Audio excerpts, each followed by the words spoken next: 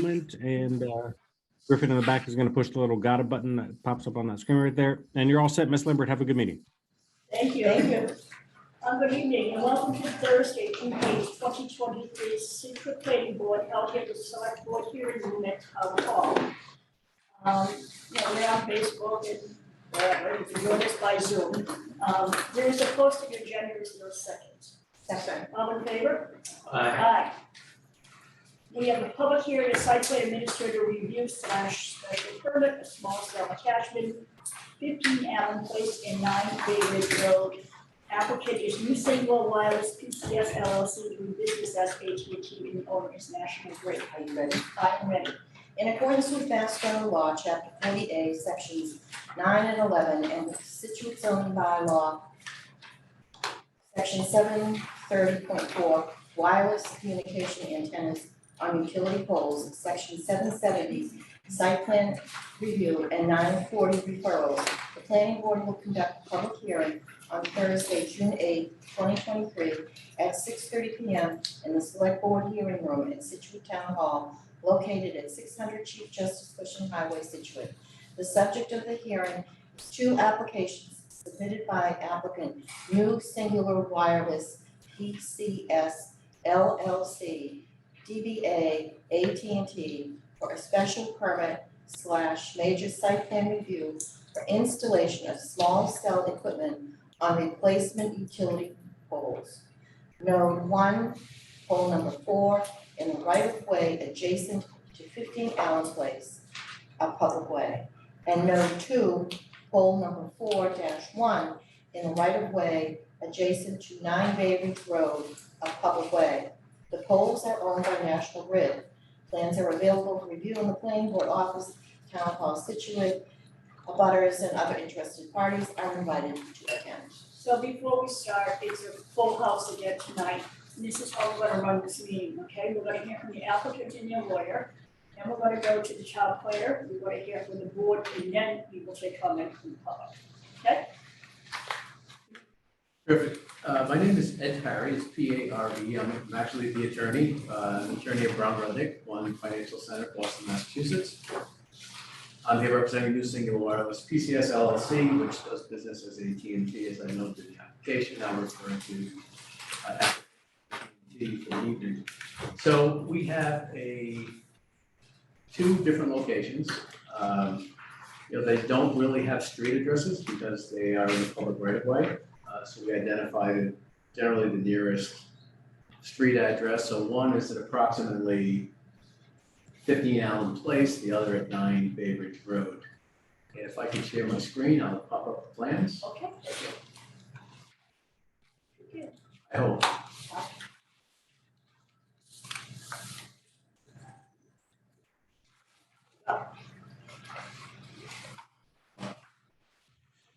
So there's going to be a lot in common between these 2 facilities. They're both utilizing replacement utility poles. They're utility poles owned by National Grid.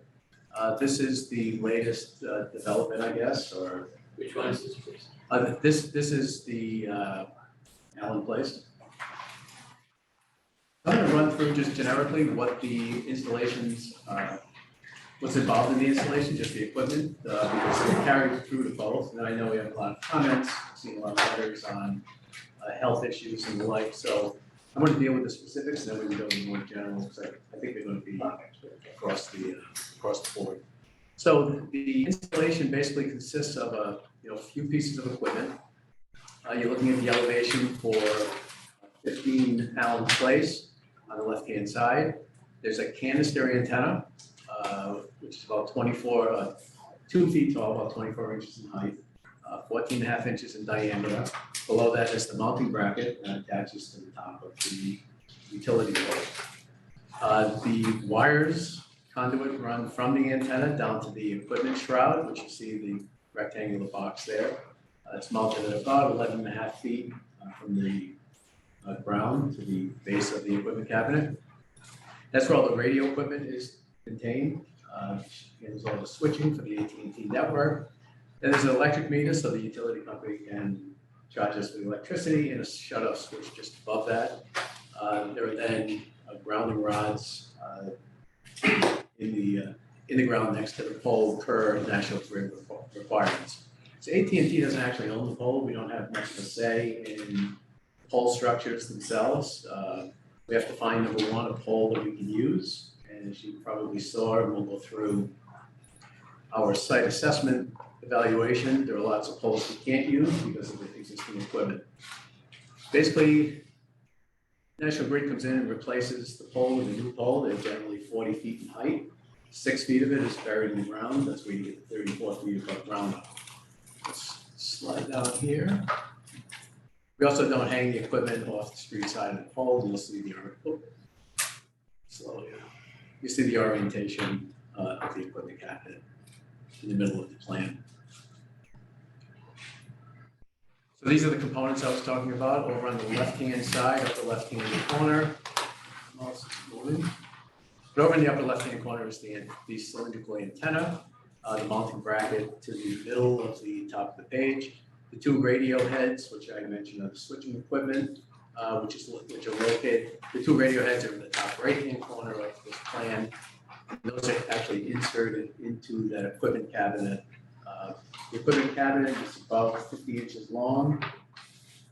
I think it's 17 inches wide and 15 inches deep. I did get some comments about what's involved noise-wise. These don't have fans, they're just passive cooling. So it's just electronic equipment in a metal equipment cabinet. The equipment can come in a variety of colors. They're not painted after the fact, they'll come that way. We typically have a discussion with the board about what colors preferred. One thing I'd warn is that utility poles do fade over time. We can paint them brown or a darker color. The color doesn't much matter to us. They come in green, black, grayish, and brown.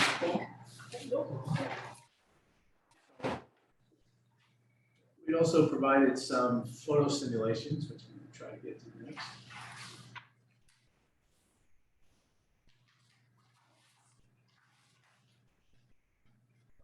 Let's see.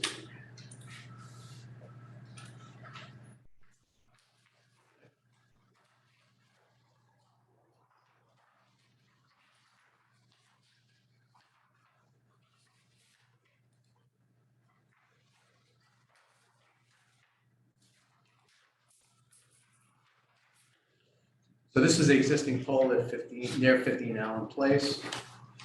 So this pole will be replaced if it hasn't been replaced already. This is the digital view of what the equipment will look like attaching. As I mentioned, there's an antenna at the top, put a shroud on the side of the pole, and then the electric meter and shut-off switch. Another view of the equipment. If it's okay, I'm going to switch to the Bay Ridge site. We can run through that one. So before you do that, Sure. the picture you showed is the existing 28-foot pole. That's correct.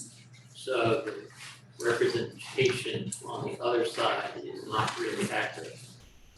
Because this is gonna be a 34-foot pole. Standard pole.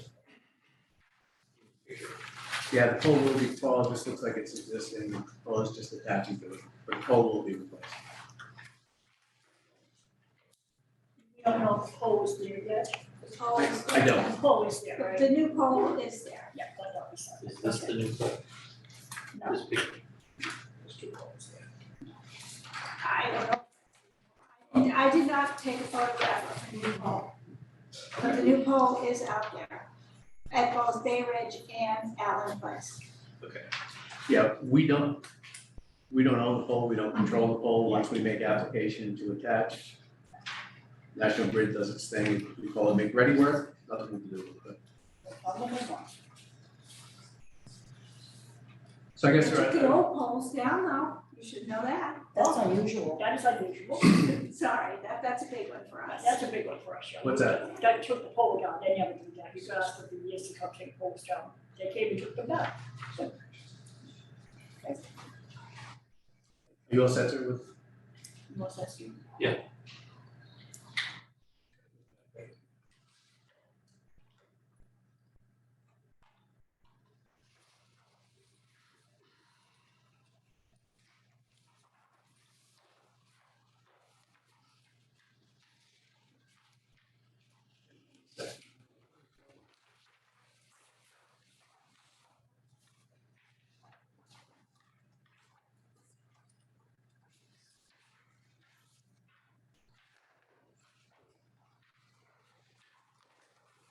Still sharing, I can't get onto. You may have ended, did you log out of the meeting? Mr. Perry, you are still there. You should be okay. Okay, oh, I see it, I got There it. you go. Okay, thank you. There, I think you just, when you close it, you have to close your window and switch to a different share screen. You need a 13-year-old to do this. There you go, it's coming. Okay, I'm usually doing this in my basement on my Zoom, a lot of pressure here. It seems a lot faster when you're further away. It does. So this is the proposed installation at 9 Bay Ridge, again, antenna at the top, same equipment cabinet, shut-off switch, and electrical meter. Just for the record, I'll just scroll down. Again, same installation, just different location. Okay, you.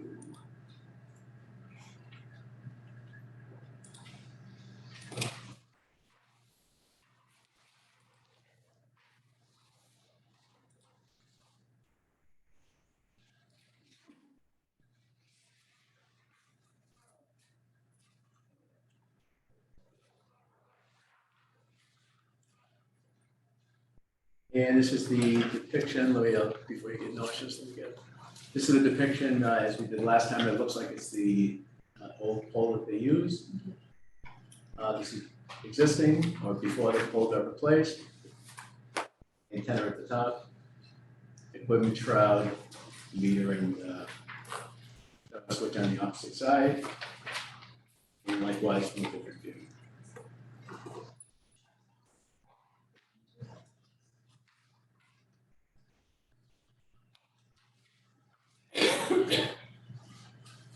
So that's the basic layout of the two installations. What I'll do is I'll give an explanation of why we're doing this.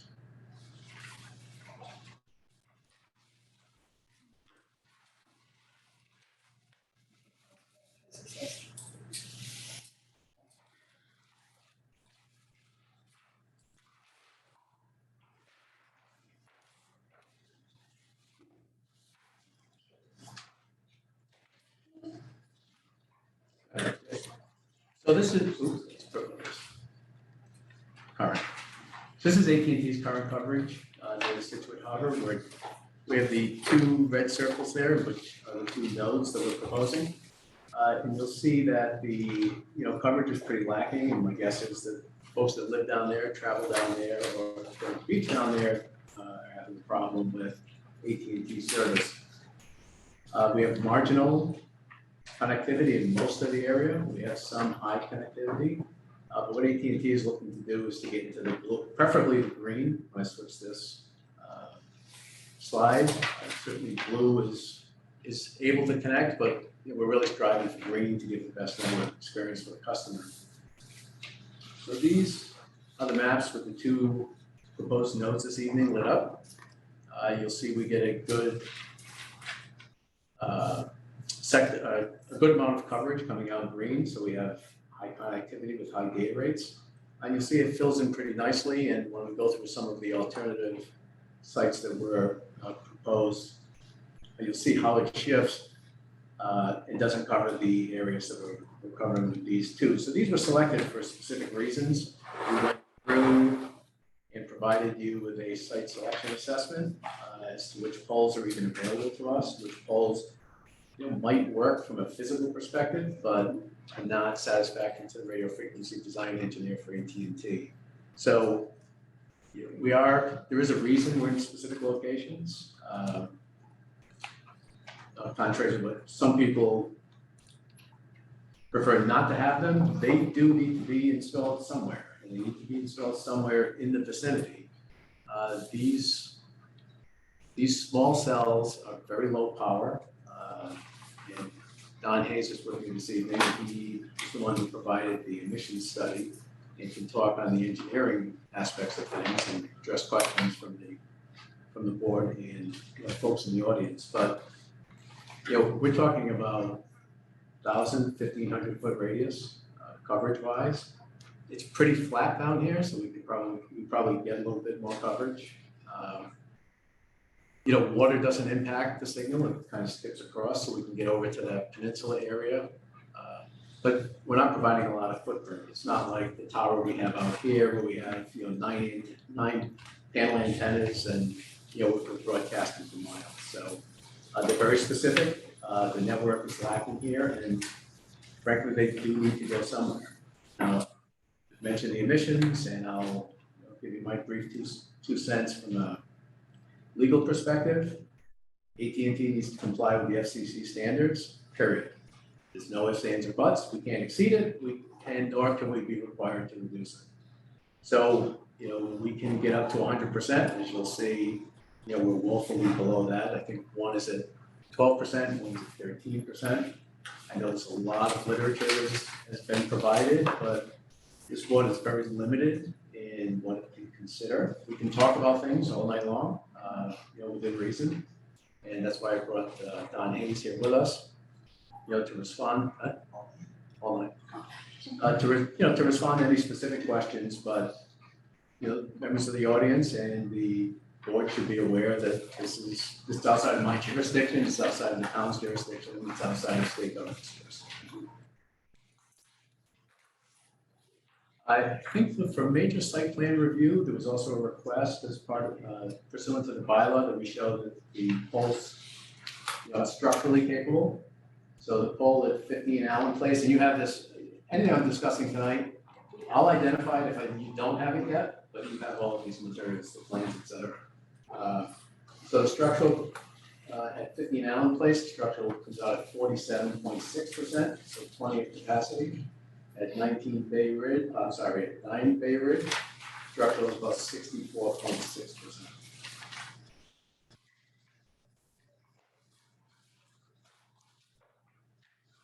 Let me try to switch again here.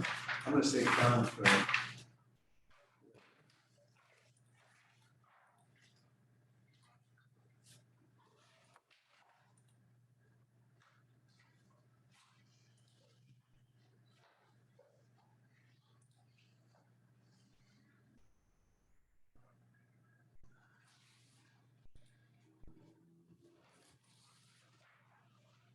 I apologize, I have so many files open right now that click and go. Okay, so this is the site selection analysis, pole feasibility study, I think is the way the bylaw refers to it, for the 15 Allen Place location. So the way this process works, AT&T's radio frequency design engineers come up with an area that they need coverage or capacity in. They send out a site acquisition agent to survey the poles, either at a desktop or in the field. And so as part of that process, they submit the site analysis. We're asked for them pretty frequently. So we basically took a 400-foot radius from the what we call SARF coordinates, the site acquisition request form. And you'll see that in the dead center of the circle. So that any of the pins represent poles in the area within that 400-foot radius.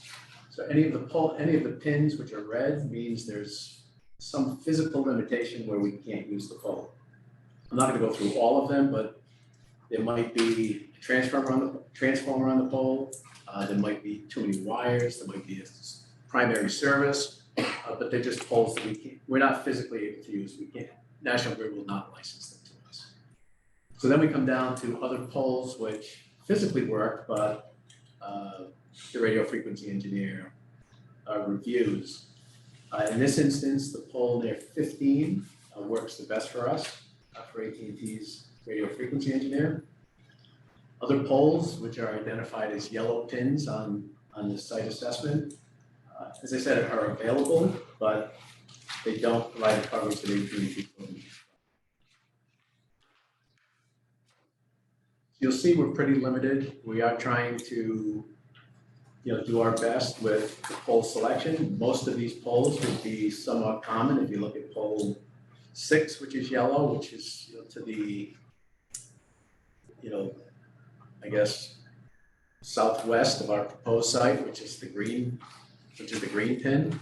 We're still near houses, we're still near residences, and frankly, this is what we're doing. I mean, we are in neighborhoods, we're on streets, busy areas. I've been doing these for the last, 4 or 5 years. We're at beachfront, we're at beaches, I've probably done 30 of these in Lawrence. We have a lot of free families, dwellings, so we are getting, closer to the customer, closer to in more residential areas and neighborhoods. That one, switch to.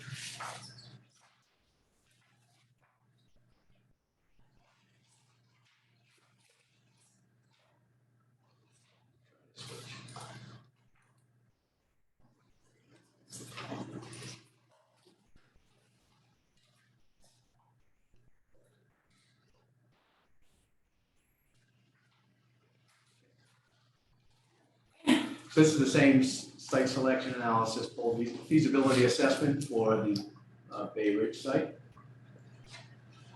Again, red pins indicate that the poles are not available for some physical reason. Green pin is the proposed installation. Yellow pins are poles that are physically available, but not adequate from AT&T's radio frequency engineer's perspective. So we could install, but we don't get the coverage that AT&T is looking to provide in the area. I think with that, I'm going to ask Don to give a brief review and summary of his report. I know there have been some alternative sites suggested via letters. I think the best way to deal with that is, once we get that, I do have some additional coverage maps, and I actually had Don do a calculation to one of the property owners up the street at Bay Ridge, located at 19, Mr. and Mrs. Reese. So we did do a report for that, and we'll hold that. I don't know, I'm assuming they're here, but if they are, we'll address those concerns when they're raised. Now, luckily for us, we have a physics major right here. Beautiful. So, Mr. McLean.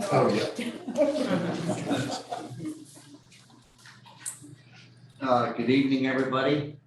First off, let me apologize for having to speak a few words at a time, but this smoke in the atmosphere is really getting to me. So my name is Don Hayes, H-A-E-S. I am an independent consultant. I am not an AT&T employee or a Centerline employee or an employee of Brown Redneck. I am a good friend of Ed Perry. He's a really nice guy.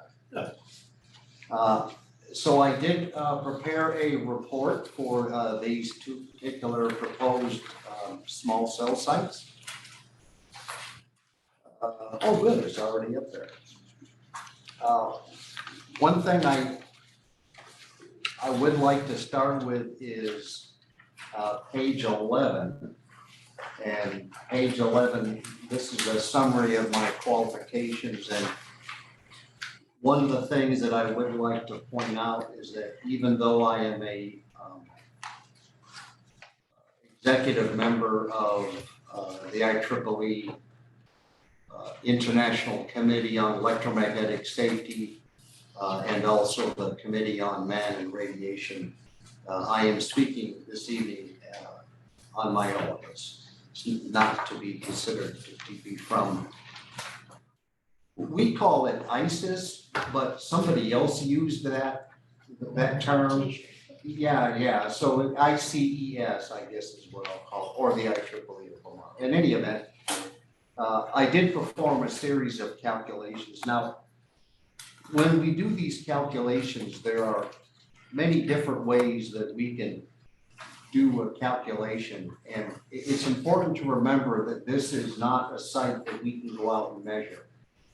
This is a proposed site, and so there are certain guidelines that we need to follow to make sure that we get an answer that would be appropriate and close to what we would actually find if we were to go out and measure. My own personal work ethic is I like to make sure that I get a number that no one would ever go out and measure a value higher than that. And so when I do what's called worst case predictions, there's always ways to make it higher, but those aren't relevant.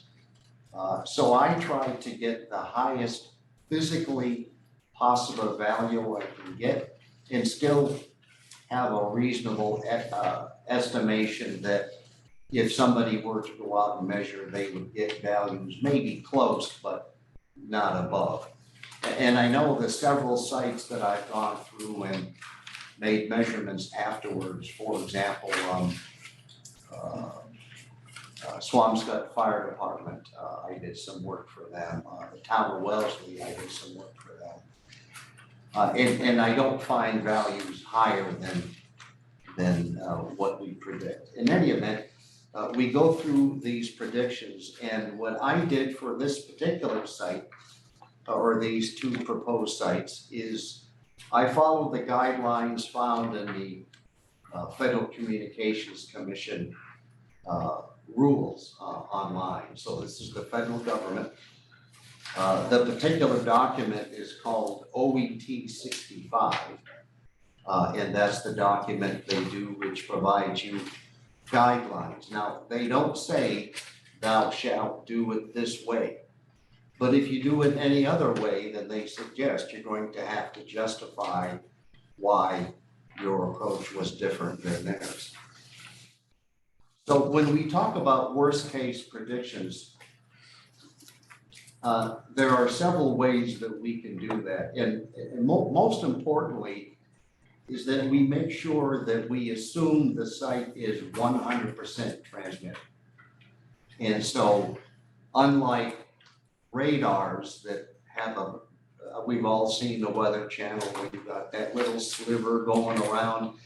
So radar, we can count for that little sliver. We don't do that with these types of cellular communication sites. We assume it's on all the time. Even when we do work for two-way radio, we can assume you're listening half the time, but because we have independent frequencies in use between the handset and the tower, I assume it's 100%. The next thing I do is I assume that the ground is a perfect reflector for the wave. Now, this is rarely found in nature. Some people say they have, I haven't. The more realistic value is about 1.6. In other words, about 60% of the time, you're going to get two waves that come together and add in phase. And therefore, it will increase the field by a factor of 2. Now, the power is related to the field by the square. I don't want to lose anybody here. But that means 2 squared, which is 4, okay?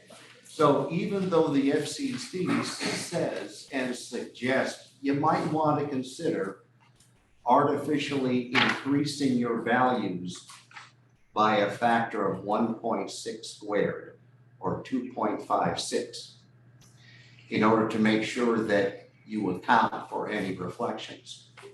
I go one step further and I use the full value 2, which means 2 times 2 is 4.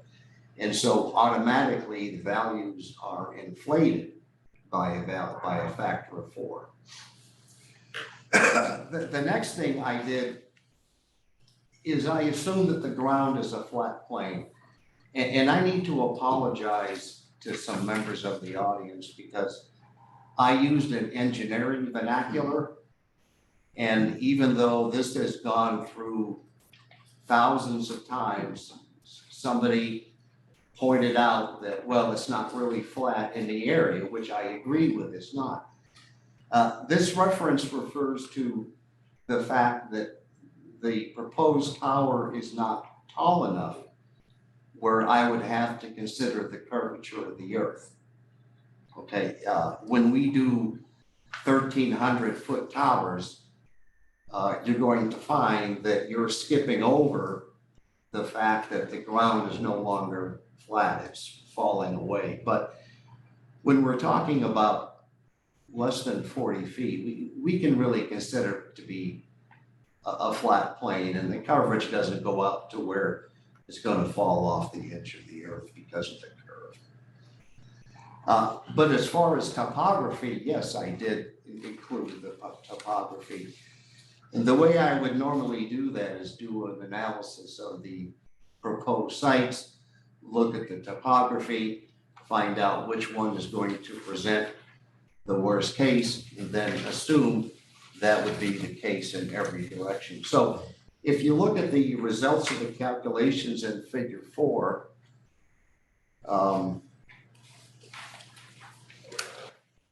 don't go there, Ed, but if you want to go back to table 2 and do the calculations yourself, you can. Okay? And if you do that and plot it carefully, you're going to find, you're going to come up with what's on figure 4. For those of you that are color challenged, I apologize, but the one that says 13.2% and is green in color, that is the site number 1, which is Allen. Thank you. And the other one is site number 2, which is Bay Ridge Road. And even though I didn't mention it in details, I really thought 14 pages was enough. But if you look at the 2, you can kind of see that even though they're a little bit different heights, they should be the same shape if in fact I had not considered topography. But you can tell by the blue that there's a little bump in there, and that's because there is about a 15-foot rise in elevation when you go from one end of the graph to the other. So in conclusion, when you look at the calculations that I prepared, even in the worst case, if these sites were to be built and somebody were to go out with a meter and run around and make a bunch of measurements, you're not going to find any value greater than that specified by the FCC and also the Mass Department of Public Health, even though it's been superseded by the FCC. And therefore, it would be my conclusion that the sites, if built, would be well in compliance with FCC regulations. Thank you.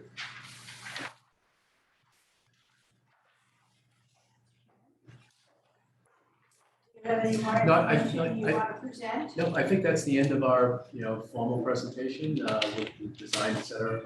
We can begin answering questions and then deal with public comment. All right, so we received numerous comments on the project. We received a comment from the fire department in support of both locations. We received no other written comments on the Allen Place small cell attachment. We received a number of comments on the Bay Ridge one.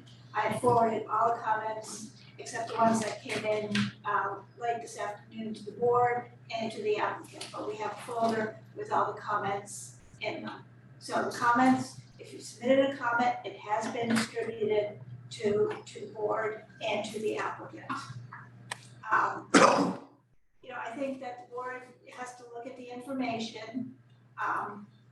This is a major site plan review. The board essentially cannot deny these projects. They have to, under FCC ruling, under the Telecommunications Act, you have to allow for cell phone coverage. You can ask questions about the location and ask for a different location if that's what the board determines. But essentially, you have to approve something. So I'll let the board ask questions. Glenn, you want to go first or last? No, I'll go last, I don't. I believe you have other, similar equipment, other places in Situate, or is this the first two? I was a little confused, but there might be another carrier that has, There's another carrier. I'm not Oh, aware, there. I'm not aware that we, Okay. this is node 1 and 2, so these are. Okay, 'cause there was a letter about that. Verizon Wireless came into the planning board in 2017 and we permitted 3 small cell attachments in January of 2018. One was on Allen Place and 2 were in Hummer. So those are Verizon Wireless. There's only one carrier on a pole.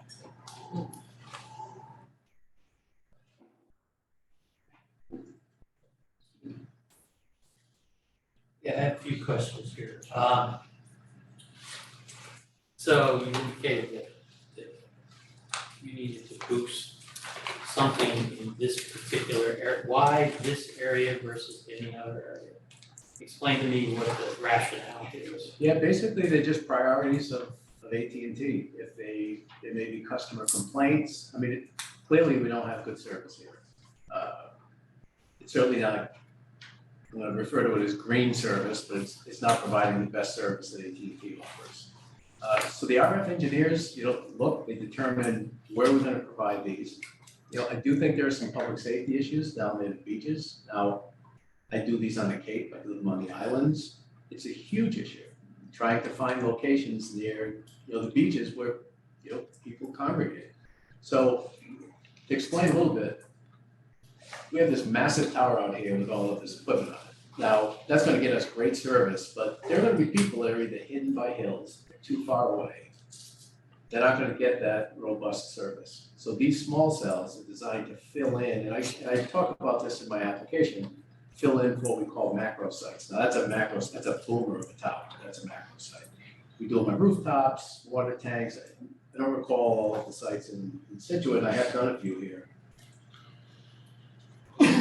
By offloading with these small cells, it improves the rest of the network. So if a caller is straining down there at the beach to attach, they're grabbing signal, they're gonna get blocked at some point because other users in the macro site are gonna be on board. But if we put that down to where the customers are, where the handsets are, where the computers are, then it alleviates the drain on the macro sites, and so service improves here also. So it's all about improving service. This is not driven by, let's put up towers and antennas and let's irritate people. People are buying cell phones, and not just cell phones, but these computer connections and these Zoom meetings. Some of the numbers that I see from some of these macro sites that we may have to replace, or there's a problem and it comes down, the numbers are staggering. I mean, hundreds of thousands of calls from one site. We did one today, not to digress, but it was at a church steeple, there was a fire and the equipment got ruined. So I asked, AT&T, we're trying to get back up online, what's it like? What do the numbers look like? This is in a small town up near Worcester. It's 135,000 calls a month through the site. I was amazed. So offloading some of that and getting it down to where the signal is, where the signal needs to be, it also lowers the power so that we don't have to keep the power up as high. So if you're closer to it, your phone is not struggling, your phone doesn't heat up, that's for transmission and reception. So getting it closer to the user makes sense. I appreciate the generic description. I'm really asking why these 2 locations, and if you look at your picture, why not the other locations that are pink, right? What I'm trying to understand is, where are you guys headed on this? Is there gonna be one every 400-foot radius? Is there gonna be one every 800-foot radius? What's the plan? Yeah, there's no global plan. That's not the way the carriers work. I mean, it's a budget issue.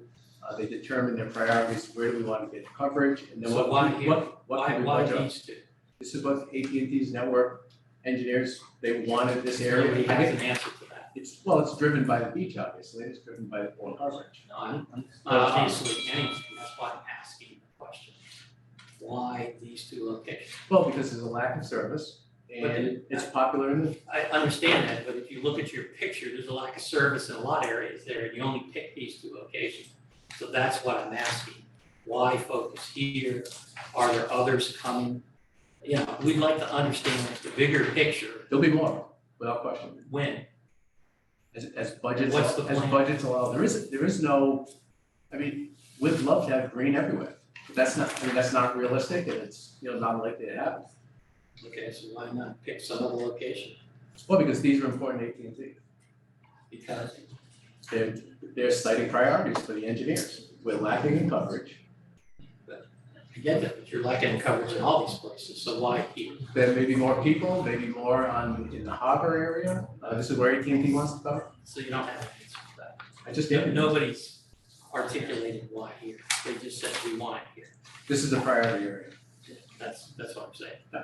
They've just said we want it here. That's what they do. The RF engineer says, Okay. here's what we want to make. So there isn't a plan. Well, there is. I just explained there is. No, there's not. You just explained that there isn't. It's I understand. You said they're sort of picking and choosing what their priorities were, right? Well, but that's a plan. You prioritize where you're going to go. It's just, picking and choosing. I'll respectfully disagree. What we're trying to understand is how many of these are gonna see in this town, where are they gonna be located, where are the dead zones versus the good zones? We had this same conversation back in 2018 and nobody could answer that question. Well, I mean, I can provide you some townwide maps if you want to see where the, No, I wanted to where the see, problems I are. wanted to see the company's plan, but there is no plan. There is no plan for the entire town, correct? Okay. Why, or what is the difference between sort of the location you picked and the other yellow poles? Mostly driven by, Quantitatively, not qualitatively, quantitatively. How close are they to being good spots versus not so good spots? yeah, I mean, I think they're not gonna provide as good a coverage. So quantitatively, it's gonna be difficult to say. Plus or minus 5%, plus or minus 50%. I don't know. I, How about your I can expert? Is your expert now? well, we'd have to get the AT&T's radio frequency engineer to answer that. He wasn't available this evening, but we can get him.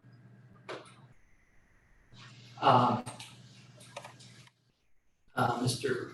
Hayes, you mentioned that you can't go out and measure at the sites. Why not? They're not built yet? You can measure what's there, right, the background. Right, but that's got nothing to do with what AT&T is adding. Unless there was something like an FM tower. So your analysis doesn't take into account anything else except specifically what you're installing? Correct, that's what the Doesn't take into FCC account what else calls is for. around and all that? Correct, that's what the FCC calls for. Okay. If however, the site were to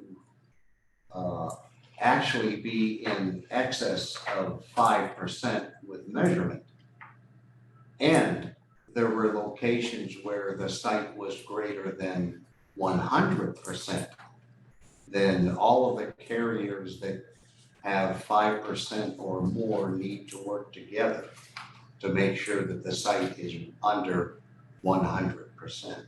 So what that means here is if there was, for example, an FM tower nearby that was driving up the ambient to 90%, then AT&T would have to work with the FM carrier to make sure that it's less than 100% total.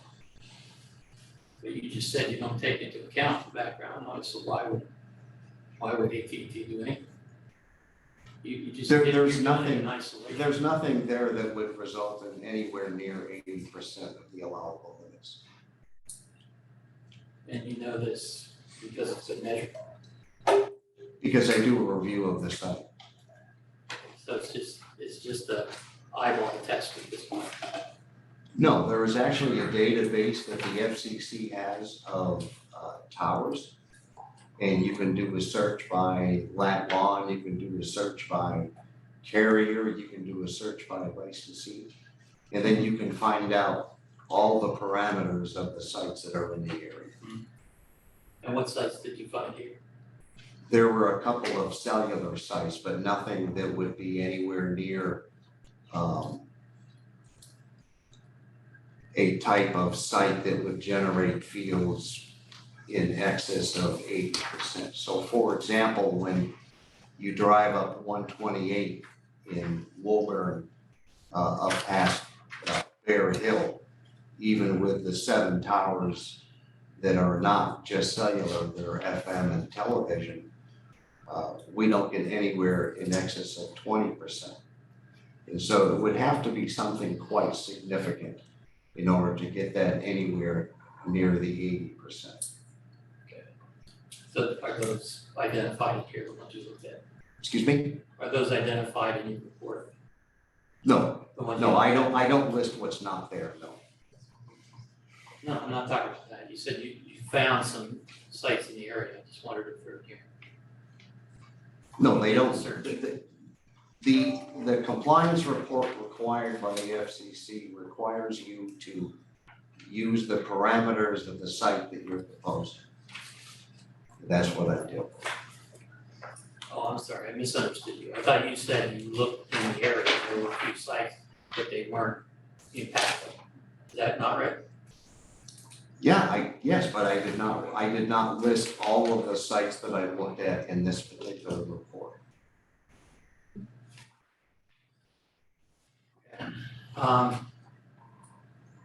There was, I think somebody said they did an adequacy analysis for this site. Is that somewhere? Excuse me?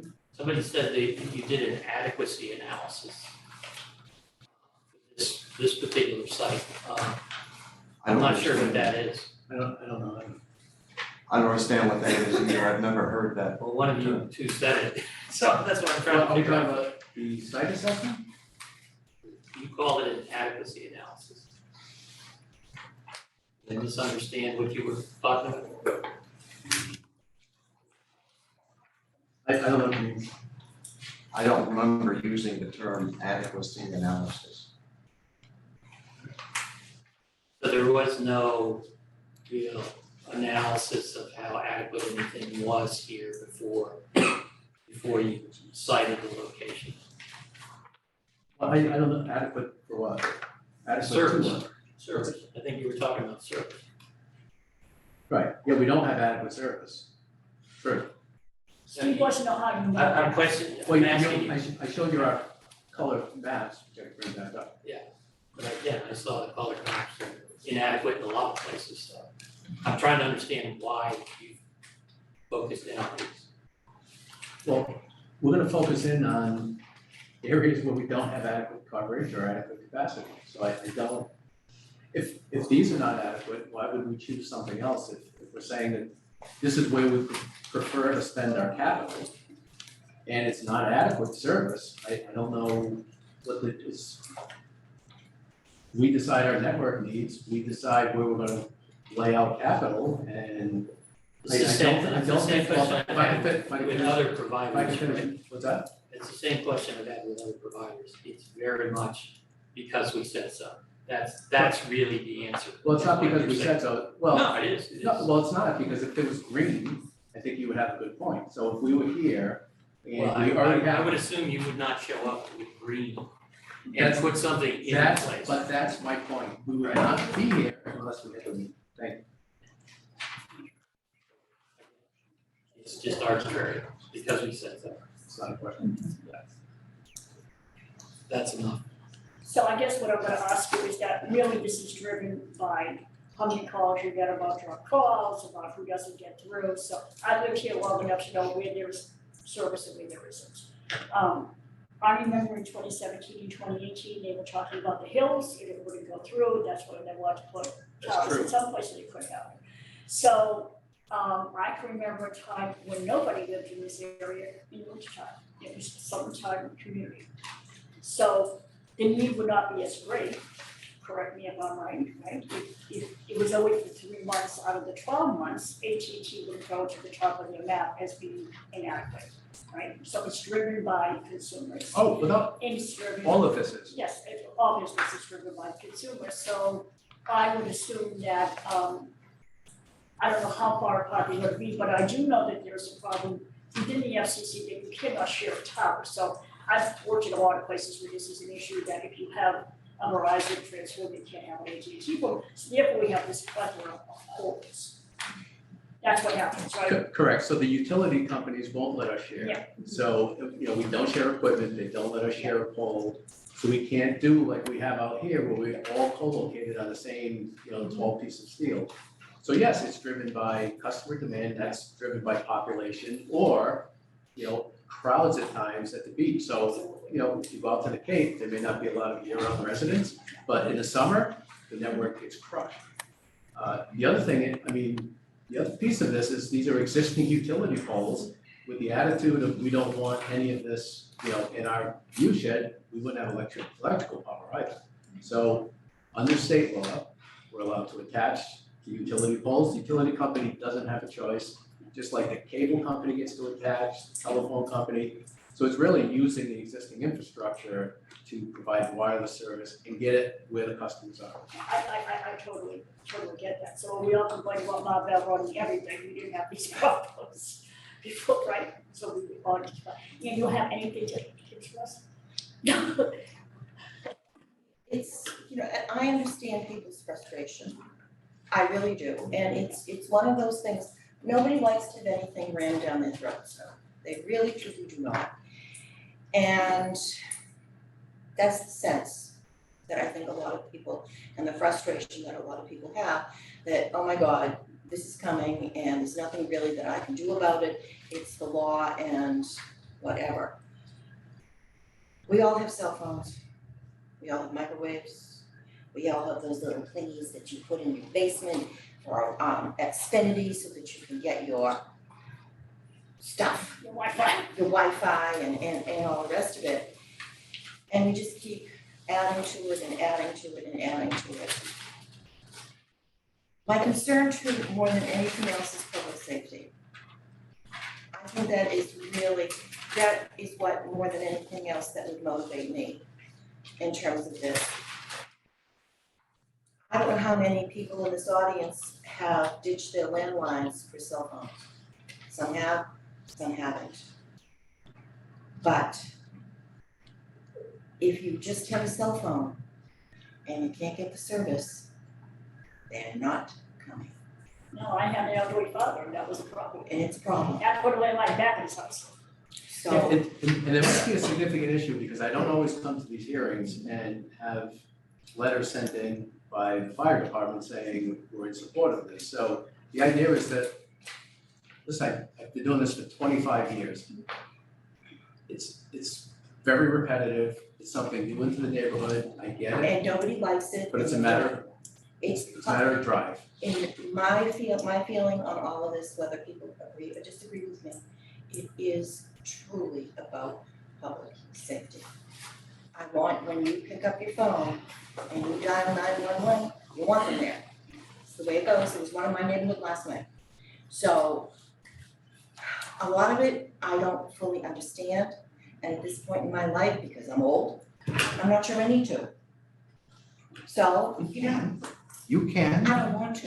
I have other things that I need to do, and this isn't one of them.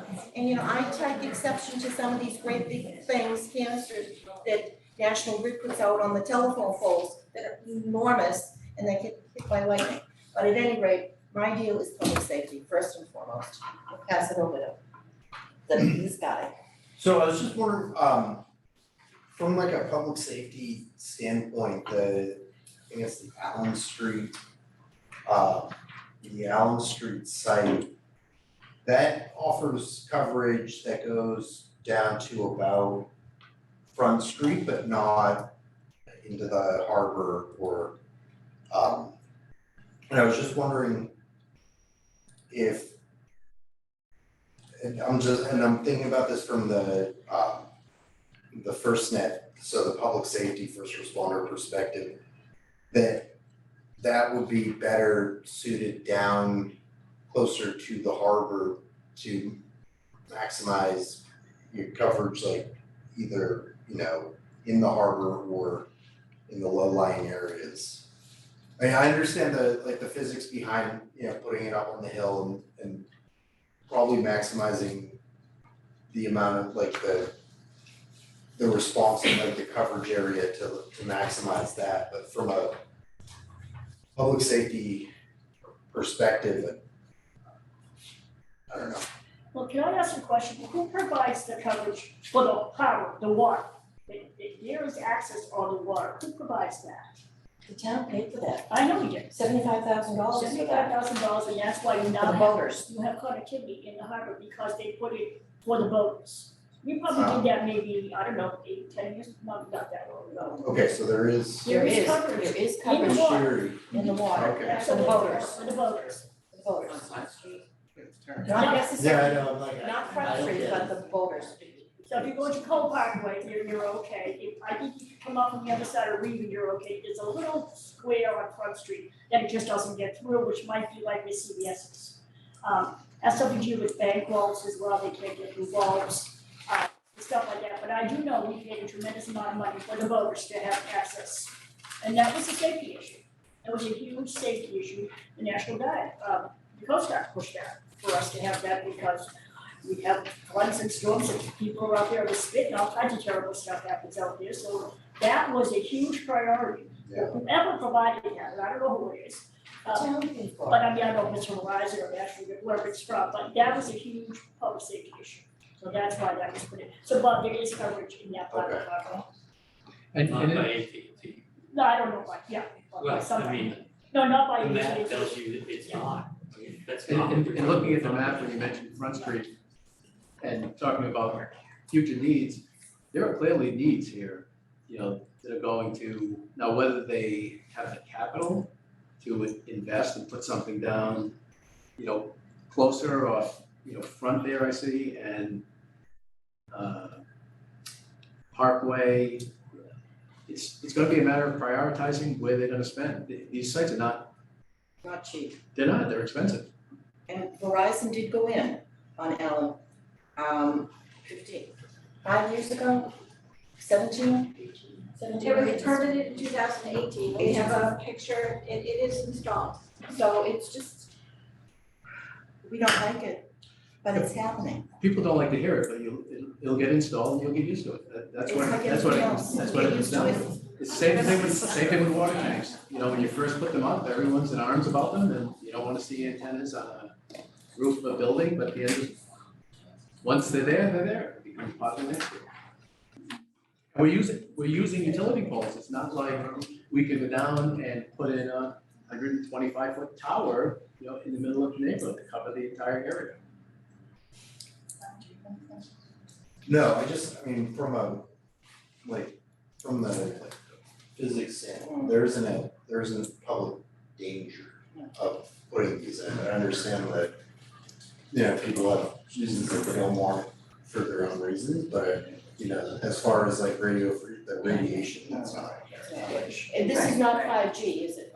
I'm gonna have to, this is one of the reasons I brought Don was to explain the Gs. So, Oh, you know, I what's it? read through all these letters, I get these, and I'm a lawyer, I'm not an engineer, so, you know, I can explain it to you in layman's terms, but that's why we Just bring keep it Don. simple, Keep it simple. keep it very simple. So when I was working at MIT, the first thing they taught us is to start your discussions with, "I'll be brief."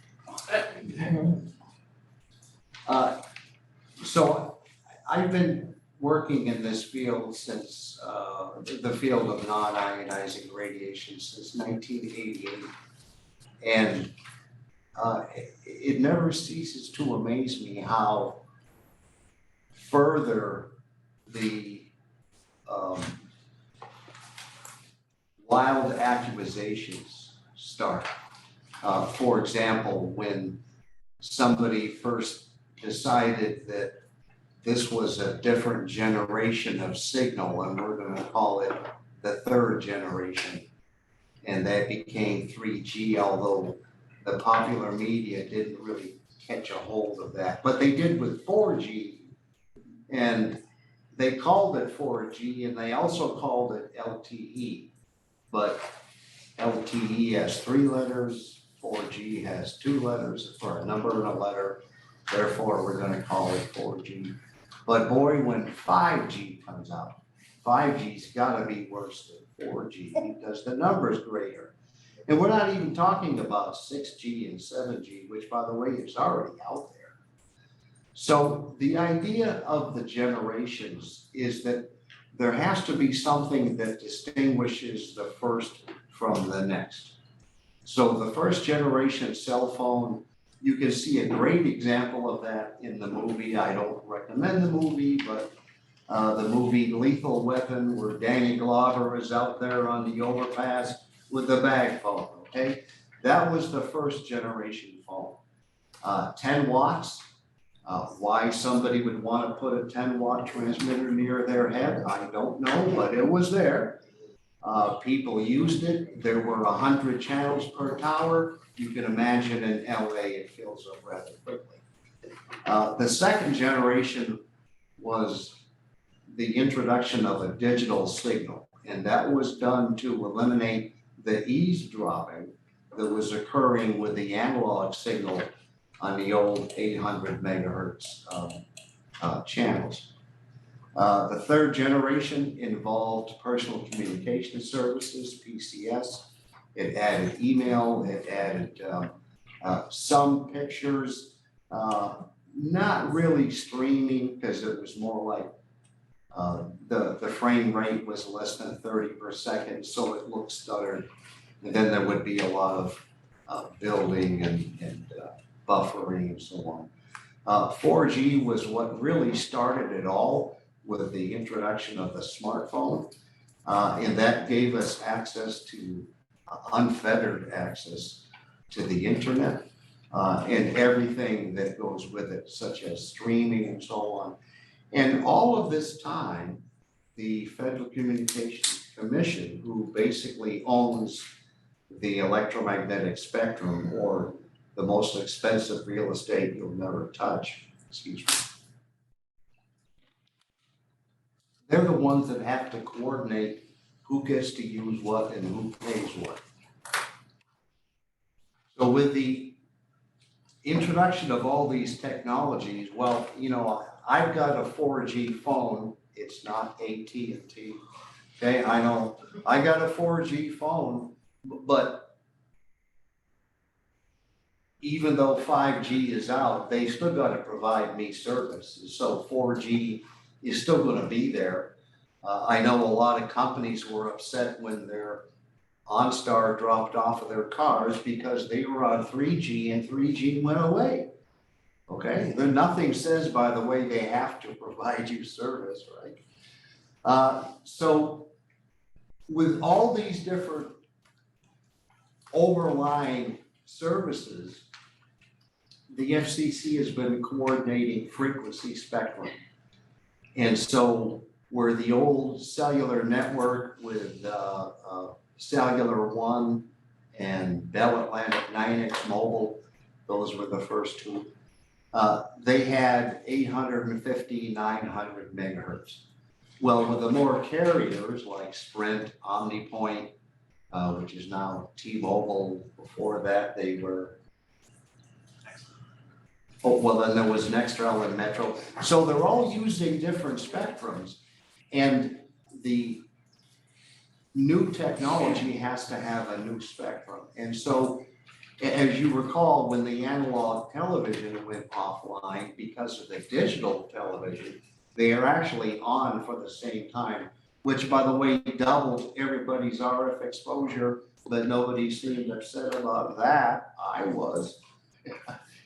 It didn't go anywhere, but I was. It didn't need to be doubled. There could have been a fun anyway. So the 4G started using the leftover or the old analog television frequencies. Now with 5G, 5G is not about a frequency, it's not about a power, it's about a latency. In other words, the time it takes for the signal to get to you. And that has to do with what they call the data rate. And so it was decided by the gurus of the world that 1 gigabyte per second is going to be the minimum rate that we're going to call 5G. It can be faster, but it shouldn't be slower. If it's slower than that, it's really a modified 4G. As far as the frequencies to use it on, it was up to the carriers to do it. The initial idea was that if we use a really small wave, physical, which means a really high frequency, there's plenty of that available, and we can use tons of it, and it gives us great data rates, but it doesn't go very far. And that's why so much of it is available, because it doesn't work very good in an atmosphere. It works great in a vacuum, but not too good in an atmosphere full of oxygen and nitrogen molecules. And so even though that was the idea, to use the so-called millimeter waves, which, by the way, no one has ever defined to me what is and is not a millimeter wave, just because of the way the numbers work. Other carriers have made different choices to offer 5G. So for example, AT&T offers 5G on its 3.5 gigahertz network, which is very similar to what you have in your Wi-Fi at home. That's either 2.4 or 5.8. There is a communication system called Citizens Band Radio Service. It's like the old FRS radios or CBs? it was kind of like CB radio for walkers and not truckers, right? And so, you know, a lot of skiers and so on. And as it ends up, a lot of that is being unused in the city, and therefore AT&T has a very limited use of it, but they use that. T-Mobile, for example, uses 600 megahertz, which is the old analog television station frequencies. And so there's a lot of misinformation on what it is and what it isn't. Basically, it just has to do with the data rate of the signal being a minimum of 1 gigabyte per second. That's really what 5G is. Okay, all right, here's the thing. But I'm sorry, 6G is 10 gigabyte per second. We don't have to add We don't- I It's think coming. maybe I'm misunderstanding the audience. But what they're concerned about is this thing that you're gonna put on a pole is gonna make noise. Nobody cares about that at all. Yeah. Okay, I saw one letter about fan noise, but I Yeah, don't there's no think fan there are. noise. There are no fixed. I think they're just internally cooled through convection. okay, so we're gonna take this very quietly, very civilly. Please state your name and your address, and all questions come to me, and I will address the gentleman. Thank you. First, yes, ma'am. Hi, I'm Catherine Ayers. I'm a physician and I live, and a mother. And I live at 15 Allen Place. So part of becoming a physician or a scientist, getting a doctorate level is you have to learn about epidemiology and have some sense of what are true studies, what are not true studies, look at things critically, look at industry. So there's a lot of concern about this in the medical and the science community. I see the advantages. I understand why the FCC is the way it is, but internationally, there's massive concern because we don't know for sure. There are basic science studies that show evidence of bad things happen that can lead to cancer. Maybe it would take forever and it wouldn't affect any of us, maybe not. There's things that show cell phones do that too. Cell phones you have a choice about. My 10-year-old daughter's bedroom window is, I mapped it out, was 24.5 feet from the old telephone pole that they took down. The new pole where you plan to put it is about 26 feet. So unfortunately, what we know so far is we can't quantify how big the risk is. Okay, it's kind of like tobacco at some point. Probably some people really don't know. We don't really know, but we know it affects children most. We believe it affects blood, cancers in the blood. We believe it affects the brain, but it affects all potential types of cancers. There are lots of really reputable basic science journals that show this. There's some things disputing it. I'm happy to provide a bibliography. The website's kind of controversial, but their bibliography for industry-based scientists who are taking their funding, which when you study epidemiology, we don't look at those studies the same way because they're skewed and biased by the source of their funding. So there's really strict criteria in science and in medicine for what's legitimate, and that's to be protected for public health. Cell phones are great. I don't let my kids sleep with them in their bedrooms. Why? Because there's evidence. If your child sleeps with their phone within 3 feet of their head, risk of brain cancer goes up. No one likes that. Phones are convenient. It's really depressing to hear that the FCC is legally mandating this, because the reality is the FCC is pretty industry run. A lot of their research is based on the 1990s. There's been a push that they should be updating it. There was a big appeal to the European Union with 390 scientists and physicians. India's taking it seriously. So concerned people are recommending a 1,300 to 1,500 foot radius because we don't know. So it may look good from one physics angle, but from a biochemical, there's some, and I won't bore you, but I have some articles, I'm sure I can find where these are reputable, Journal of Oncology, pretty well known. It's not, it's not a Google search. So nobody cares about noise. I don't care what it looks like. I care that we don't know for sure. So I'm pleading with the town of Situate that if we're stuck legally with the FCC, do we have any power to say, respectfully, AT&T, I get your business. I'm not an idiot, right? I used to live near the windmill. I thought it was clean energy, and there were people in an uproar talking about trouble sleeping, and I was like, okay, I'm really evidence-based. It's clean energy. I think that can we push to say, can it be in the harbor where it's primarily commercial? Mulaney's is technically commercial. There's an apartment building across the street. I don't think they're aware of the risk. There's a home next door. 2 physician moms are within, she's probably within 50 feet. I'm in 26 feet. The other things that was not discussed today is, do they take in elevation? Because we aren't really sure. I don't disagree with anything he said, but the safety is a huge question mark. And you can talk to anybody. It's unclear. We don't know. And it affects children, pregnant women. There's effects on male sperm. These are proven things. There's studies that show this. I'm not talking about vague things. So the concern is, like, woe is me, we have a roof deck. So it puts us closer to the height of the radiation. We have a 3rd floor bedroom, closer to the height of the radiation. So in addition to the 1,300 to 1,500 foot radius that's been proposed in a lot of articles, they also talk about a height of 150 feet is probably much safer. So in cities, this is obviously safer. Hopefully someday the FCC will get on board and mandate like taller things in areas that are commercial, but I guess I'm pleading with the town at this point. I don't think anyone cares that much about what it looks like. We care about vicinity of children and families. Allen Place is a full of children neighborhood. We have overlapping radiation now because I am well within what's considered potentially unsafe from Mulaney's small cell tower. So there's overlapping radiation. It may not hit the physics standards, but when you read that, a lot of the journal, it talks about a lot of the industry safety things say the good news is 5G doesn't penetrate skin. Well, I have an article from Reputable Journal that proves otherwise.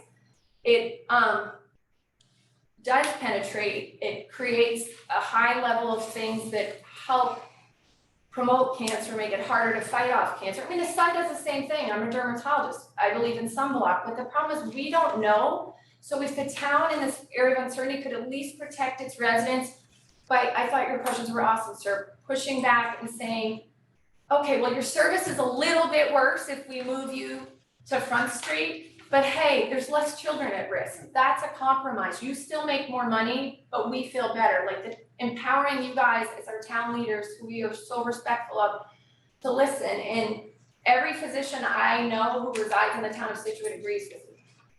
I can list their names. Unfortunately, a lot of them are working. We've got 3 ED docs who couldn't be here today who agree with me. We're regular, nice people who I don't think you'd have your pregnant wife sleep in my 10-year-old's bedroom for the next 10 years if you read these journals. And then one other thing is that the neat thing about 911 calls is they jump to any cell service. So moving it to Front Street would help AT&T's drop calls on Front Street. Beaches are actually considered a big safe area to put them. Transient, lots of traffic that's transient, much lower cancer risk. So his concern about beaches and safety was fascinating because if you look at the research, transient, unfortunately, the school's kind of a disaster. It's not transient, it's children. This tower makes me wanna cry. I understand it'd be like $1 million to move it, so you're probably not going to, but I wish there'd been more talk or reaching out to community scientists and physicians before that happened. I think you guys all have our best interests at heart, but transient traffic is safe. Commercials, businesses are safer, but when you get to commercial abutting residents and family neighborhoods, can we try to push back as a town and community and say, let's balance this? Your service is better, but our kids are safer. Thank you. Point taken. Thank you very much. Anybody else?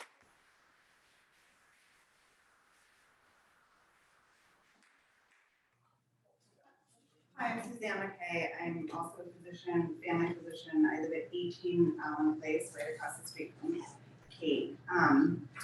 So I brought some of the studies that show the impact of this radiation on cells, and this journal is Physics and Engineering that I had our resident physicist appreciate. So I'm going to give these to you afterwards. So 5G technology and the radiation that is involved in it is not well studied. We don't have a lot of Can I stop you right there? We are not talking about 5G at this point, is that correct? the cell, that's I the, didn't see that in any of the application. But I think it's- let's just, Okay. let's take it, cause it's, you know, if they're gonna put it on the pole and it's upgraded and, you know, Alright. it's already there. Okay. so in the explanation of impact, human impact, I feel like AT&T's presentation was inadequate in giving us information about how this would affect the population that lives in these dense areas. So the questions that I have are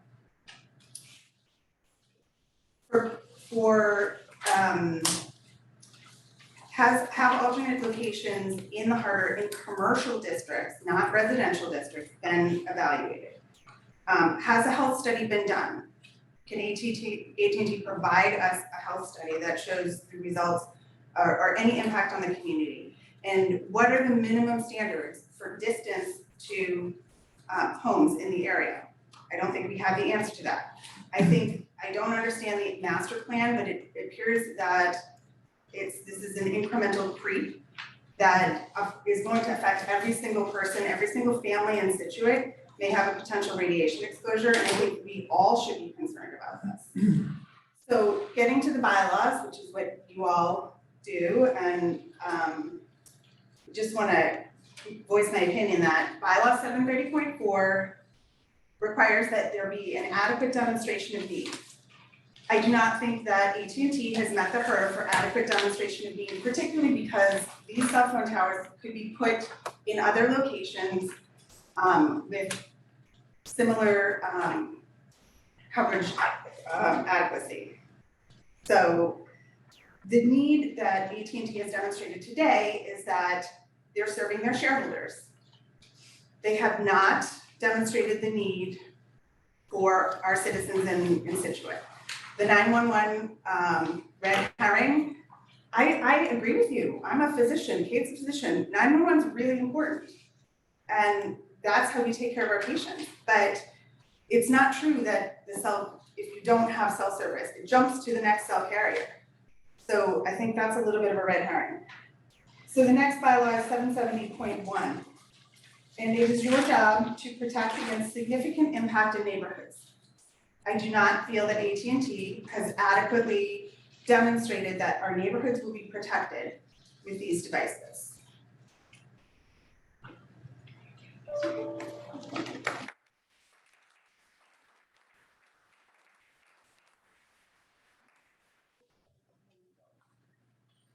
Oh, do you wanna? No, go ahead. I'll just, one quick thing, you guys see Name it? and address, please. Rita Sander, 15 Bay Ridge Road. I think the board should ask for a cost benefit analysis for every option they're looking at, because these might be chosen because they're more profitable for them. They're talking about a larger area they hit, and the pole was already there, so it's more profitable for a $120 billion company to put it there rather than maybe in Pier 44, where it's not near homes, where maybe it's gonna cost them more money, Or maybe they'll have to install a light for the parking lot to put it on and then pay Situate rent instead of, the electric company. We need to make sure that they're not doing what's in their best interest to get the service that we feel we need. They're a $120 billion company, we're families. We shouldn't take the burden so they can make more money. So I'm sure there are other ways and other areas they can do it, it just may not be as financially beneficial to them. And I think that needs to be really looked into before we allow them to just do the easiest, quickest, least expensive way.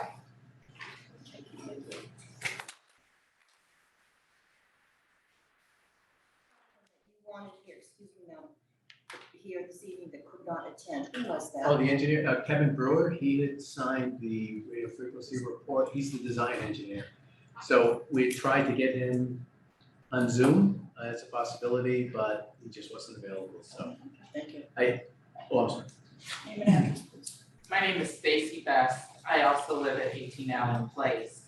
My questions are, in essence, the point that was made, but I would like some questions asked, which is, are there other, the gentleman mentioned priorities of AT&T.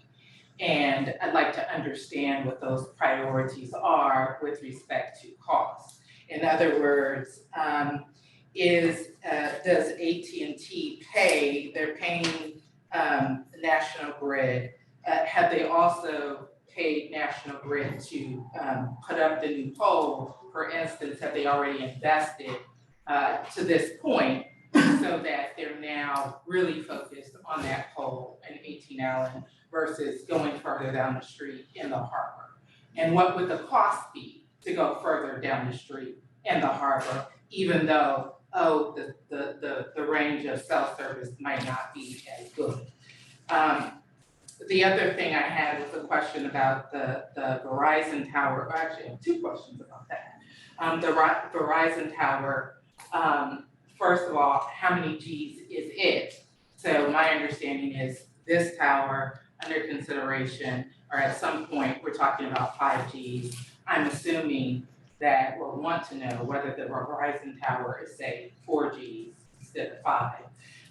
And then the second question about that is whether AT&T can purchase the right to use a Verizon tower or another carrier's tower so that we're not putting a second cell, a small cell divider or whatever it's called, in the neighborhood. Hold on. Can you do that? Can AT&T purchase National Grid poles and vice versa? No, from Verizon. No. You want them to share the pole? No, They can't share the. no, I don't want them to share the pole, I want them to share the device. In other words, we need, our customers need to be able to make calls in this area. Can we purchase cellular service from you, Verizon? Again, that goes to cost. Can it be done? I suppose it can be done, but it's not done. I mean, I can remember situations where there's roaming on, the old cellular networks, but AT&T and Verizon do not share equipment, they don't share frequency, and they operate differently. They use, as Don said, just use T-Mobile as the example. He said they use 600 megahertz, AT&T doesn't. So it's not something where we can share Verizon's equipment, but I know we're competitors of Verizon. So, the concept is that we compete with other, 2 other carriers also.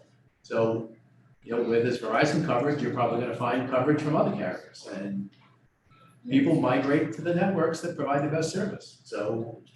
I think what we need here is, with all due respect, sir, we need somebody from AT&T that can speak to a lot of the issues that these people have brought forward. And whether they're real or not we need to have some spokesperson from AT&T to explain to everyone's satisfaction why this is important and what the health risks are, if any.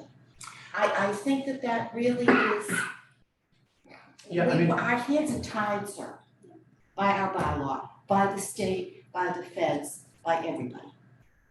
But I think before we can go, we can really, we wanna satisfy people. Yeah, as I said, I intended to have him here. We can have him here at the, the next meeting, if there was a next meeting. But some of the questions just not, we satisfy the FCC standards, that's it. We don't I need understand to that, do but any we more, so need We need to satisfy these people, and I understand that they would like us on this board to take a stand. And unfortunately, I'm not sure that we can. So these, I wouldn't be psyched this to be right in front of my house. I mean, the one on Bay Ridge is smack in front of somebody's house. What's the difference if you do move it down the road or you move it over to Front Street?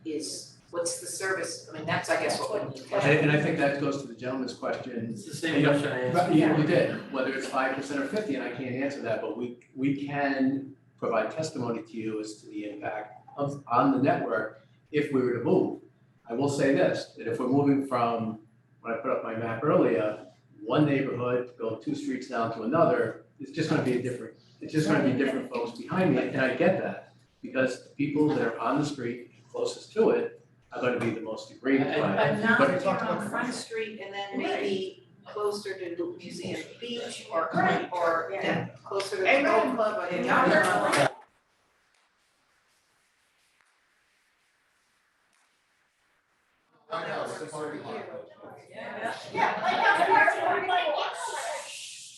Please, So let- we try to keep these at a very, nobody speak over each other, there you go. Let me make a couple comments about cost, because, there are allegations thrown out. First of all, we're not on private property, we're in the public right of way. We're able to do that. National Grid doesn't have a choice. We pay any cost to move a wire, change a pole, all this is absorbed by AT&T. Whether we go on the pole at near 9 Bay Ridge or the pole at near 19 Bay Ridge is indifferent to us cost-wise. National Grid is likely to replace the pole because they get the opportunity to do it. And they're gonna charge us for the pole, and we pay them a license fee, which is through some, crazy calculation that the PUC deals with. So is there cost to AT&T at different locations? No, because we have a set fee, like any provider that can attach to a pole. Now, is the investment in the pole gonna keep us here? I think, that's a fair question to say, what is the differential in coverage where, why can't you go to Jericho Road? Why can't you go to the Front Road that's been mentioned a number of times? I can tell you, looking at the map, Front Road is way outside our radius, so you're probably gonna hear it's outside our coverage perspective, but that would be something that Kevin Brewer can address, and, he did provide a report. I don't think it's specific like that, but I have a note, and we'll get into the next hearing. Yeah, and I think it goes to not just that, but what are the decision criteria for making a decision? He may or may not be able to. And I think people have asked here, does the transient nature of the population enter into any of that? Is that part of any discussion? Are there defined radii that they're trying to achieve or not achieve? This was the whole question I started with, and that's why I say it feels very, very much to be an arbitrary decision or just a decision about that's what we want. Yeah, I guess I take the exception to arbitrary because we have a gap here. We don't have coverage. So it's not. Yeah, I know, we won't argue that because you've got gaps everywhere, so I know that, right? But it's, then if you say this is the gap you're trying to fill, Correct. nobody's articulated why these particular gaps, right? And then why here as opposed to what else did you look at to try to address that gap? And I think it's a fair question. Somebody should be here to really articulate how they made such a decision. There's a gentleman in the back. Hello, my name is Mark Sander, I live at 15 Bay Ridge, and I have a few questions that I think tie into the last couple that we've been talking to. The first is, I'm just gonna start with the last comment about the gap. I saw the map, I saw that it seems like there's a lot of gaps, we referred to that. I'm just wondering why AT&T publishes a site saying they're covered for all of Situate for 5G today. if there's that much open area? It's advertising, we know control. Yeah, I mean, those are marketing maps and not very granular. I mean, these are specific sites where AT&T's radio frequency engineer has dug down, this is what you're gonna hear him say. I mean, he's dug down into the need in the area. He can determine, you know, what the coverage looks like, but, you know, they're advertising and marketing maps versus, you know, his engineering study for improving the network. So you're maybe default advertising on them for No, listen here, it's not particularly going to get regular. Alright, I just- Exclusively from now. Yeah, so that's another, okay, we're gonna continue with the. So we do know that there is 5G rolling out in other parts of the country. I mean, I didn't know that this is, so that's an issue. My second question is, with the maps of the two poles, it doesn't matter which one, there was a radius that was drawn around it, a red circle. Was that 400 feet? Is that correct? Yes.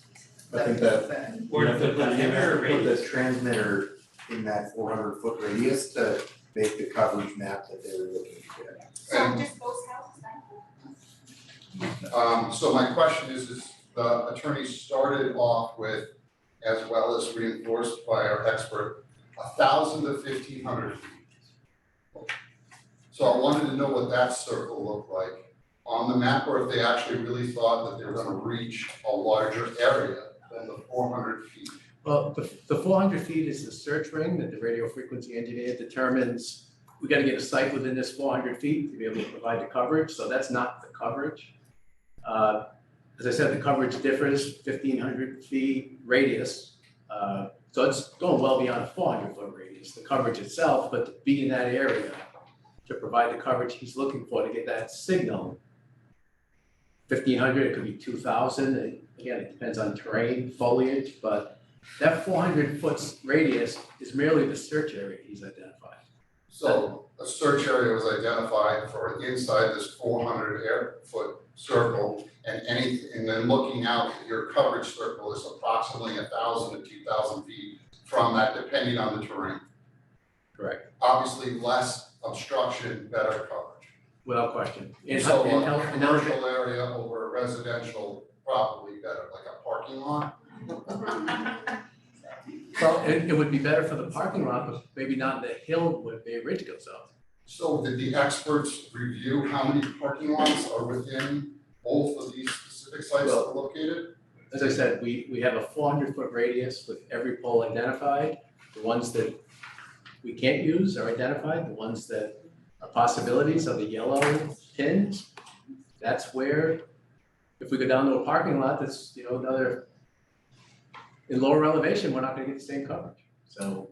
Does AT&T get notified, or your firm, of when they put in a new, National Grid put in a new pole? And then that is a major criteria of it, or do you have them put the new pole in? As an example, at 9 Bay Ridge Road was just replaced about 3.5, 4 weeks ago. I'm sure it was because of us. And 15 was moved closer to the house, which if they had any worry about community's response to safety, Rhode Island has a 25-foot recommendation, I believe. In between seeing a lot of patients, I did some research the best I could, which I thought was obscene, and now I'm realizing Massachusetts has none. I mean, so I guess, does the town have any pushback to say, we wanna have some say in the, I get it's the law, I get that, but do we get to have any control? Because we're on a hill. How many other companies are gonna come and plunk every light pole around the harbor and the hill is gonna be covered, this is gonna grow. So I just said, again, imploring the town, what control do we have to just say this is happening? How can we push back and control it? Do we have no say? Because it sounds like they already bought the poles. So why was the, you know, respectfully AT&T, why is the hearing after they bought the poles? Why isn't it before? I mean, I feel like, well, I'll do a charity to reimburse the price of the pole. But that's my only, please town, figure out how to push back and take a little control despite the law. I'm gonna go, sorry, okay, so we have the general tenor of what the questions are right now. I do have an online audience, so I need to speak to them as well as the people. I have just one last piece. Okay, sorry. Then I'll just cut into the last piece on it, is has there been an assessment of the general property of the newest pole put in at 9 Bay Ridge Road? Because it leans inland and we have a right of way straight up, and it looks like your devices are gonna be on our personal property. Good to know. Is anybody available on, that would like to speak to us online? Please raise your hand.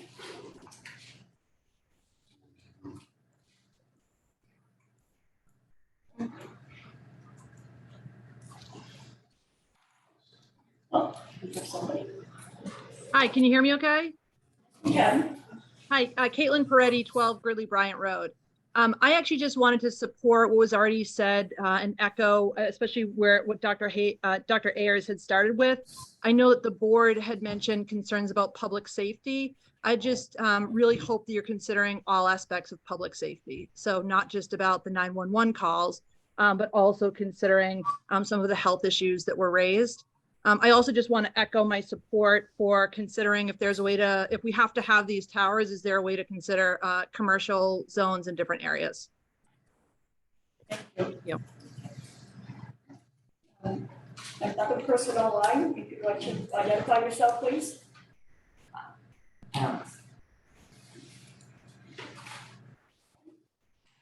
Does anyone else want to raise their hand online? Now would be the time. I think you got mute. On the bottom of your screen, on your Zoom, you should be able to see some reactions, or just wave at us if you'd like me to unmute you. There they go. There we go. He's waving, okay. That didn't work yet. They have to unmute themselves. They're good. Mr. Walt? Yes, good evening. Thank you, board. This is John Wolf and Danielle Wolf from the corner of Bay Ridge Road in Jericho. Very informative evening, and we thank our community members on all the wonderful things that you shared in support of the community. One of the things that the lawyer had suggested is that obstructions, lack of obstructions, and elevation are key to coverage. I think it would be prudent upon the board to consider the interior of the lighthouse as a means of providing additional coverage to more of the harbor area and not be so obtrusive to the community, as well as to also isolate potential health-related issues that have been brought up this evening.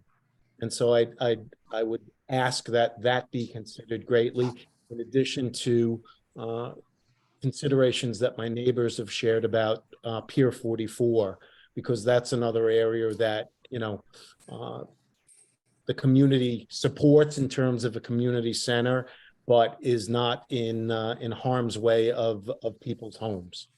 So thank you for your consideration. Thank you. I'll take a comment in the room. Yes, I'm Meg Garrison from 64 Sedgwick.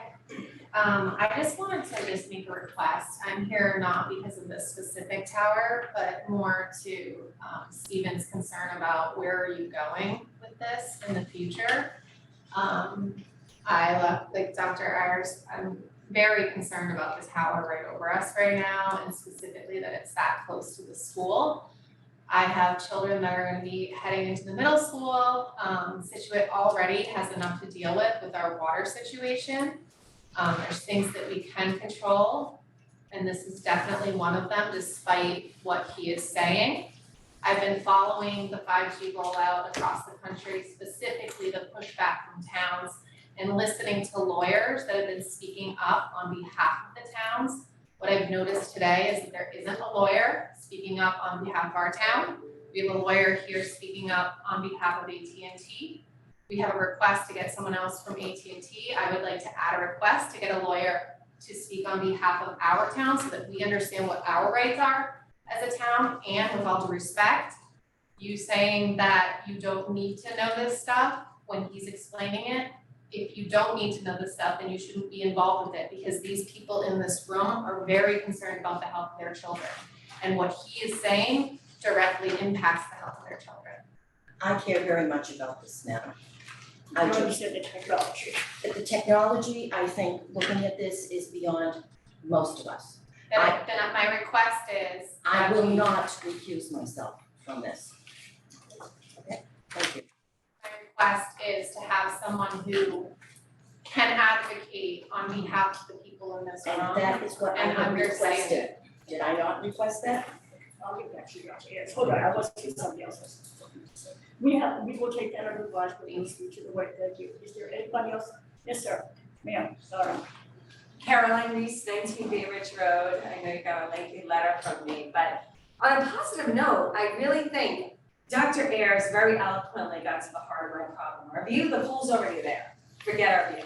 A little thing on top, not a concern person. That's not adding, that's in the sky.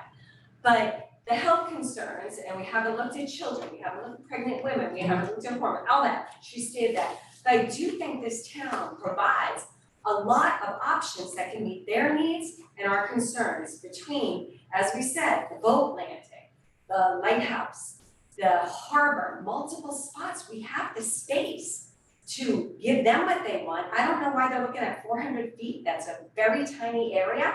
And I don't know why the poles within 400 feet are deemed inadequate. But if they would just consider looking at some spaces using the open transient commercial space we have, I think it's so easy. Like, I think it could work and you won't get this opposition if you just give us a little bigger radius. Because we don't know, and we're not gonna know this, we're not gonna know probably in 5 years, 10 years, but in 40 years, we're probably gonna know the effects of radiation. So I just think there are great options. 400 feet is a small area to look at. There's a lot more. Thank you. So can I respond to that? I think during my opening, I mentioned, this is about health. I mean, this is what it's come down to. It's a 2-foot antenna right here, obtrusive. It's a 24-inch antenna on top of a 34-foot utility pole, but that was Ms. Reese behind me speaking, I think it was. We did go through her letter, and I do have some coverage maps to go through those alternatives that are suggested, and I think you'll get a sense of, you know, how small a footprint we get out of these. So let me share again. Can I just rebut to that? Hold on, let's see what he has to show us first, please. So there were basically, in her letter, which I know the board has, there were 5, but there are 4 that I had Kevin analyze. So we'll just use those in the number. I gotta get this. So this is our proposed coverage with the 2 nodes that we're requesting. So I'm gonna go to alternative 1, this is gonna get a little sloppy, but if we move to the boat landing at the Situate Community Center, which I think is the old Pier 44, Jericho Road. So this would indicate that location approximately. Is that true? Yeah. So if you take a look, what we'll do is by shifting it to that location, we're gonna lose all of the coverage up in this area. It's gonna be a little hard because I gotta flip back and forth to see this, but I'll email this deck to the board. And it can be distributed, obviously, to anyone that's interested in it. And when you have the 2 sheets, that it's just easier to do. That's a quarter mile, not 2,000 or 1,000. Sure. Well, all right, so that's the coverage from alternative 1. And we would lose all of the coverage up here. So that's not an Put a third in. I'm just trying to respond to the We're not letter. speaking over each other, please, we've got to let this lawyer speak to us, thank you, to answer Mrs. Reese's questions. I want to go to alternative 2, which I believe is the Situate Harbor Yacht parking lot. I don't know if that's the same parking lot we're talking about, but again, it's going to be a little difficult here. This is the coverage with alternative 2, and I'm going to flip back quick to 1. And again, we lose coverage up to the north, to the northwest. I'm using alternative 2. Alternative. Is this quantified? This is percentage wise? Yeah, No. like when you say you lose coverage, what does that mean? You lose Yeah, cell phones or Right, you you're asking- lose 1,000 cell I phones? can't give you quality or quantity. Yeah. Kevin can do that. These are maps that he produced at my That's what we request. need. We do have the evidence, okay. This is alternative 3. This would be the coverage from the marsh, open space, the ball fields between Jericho and Turner Road. And again, I'm just going from what was in the letter, because that's all until we get to a public hearing, that's all I have. Can you tell me what that is, marsh?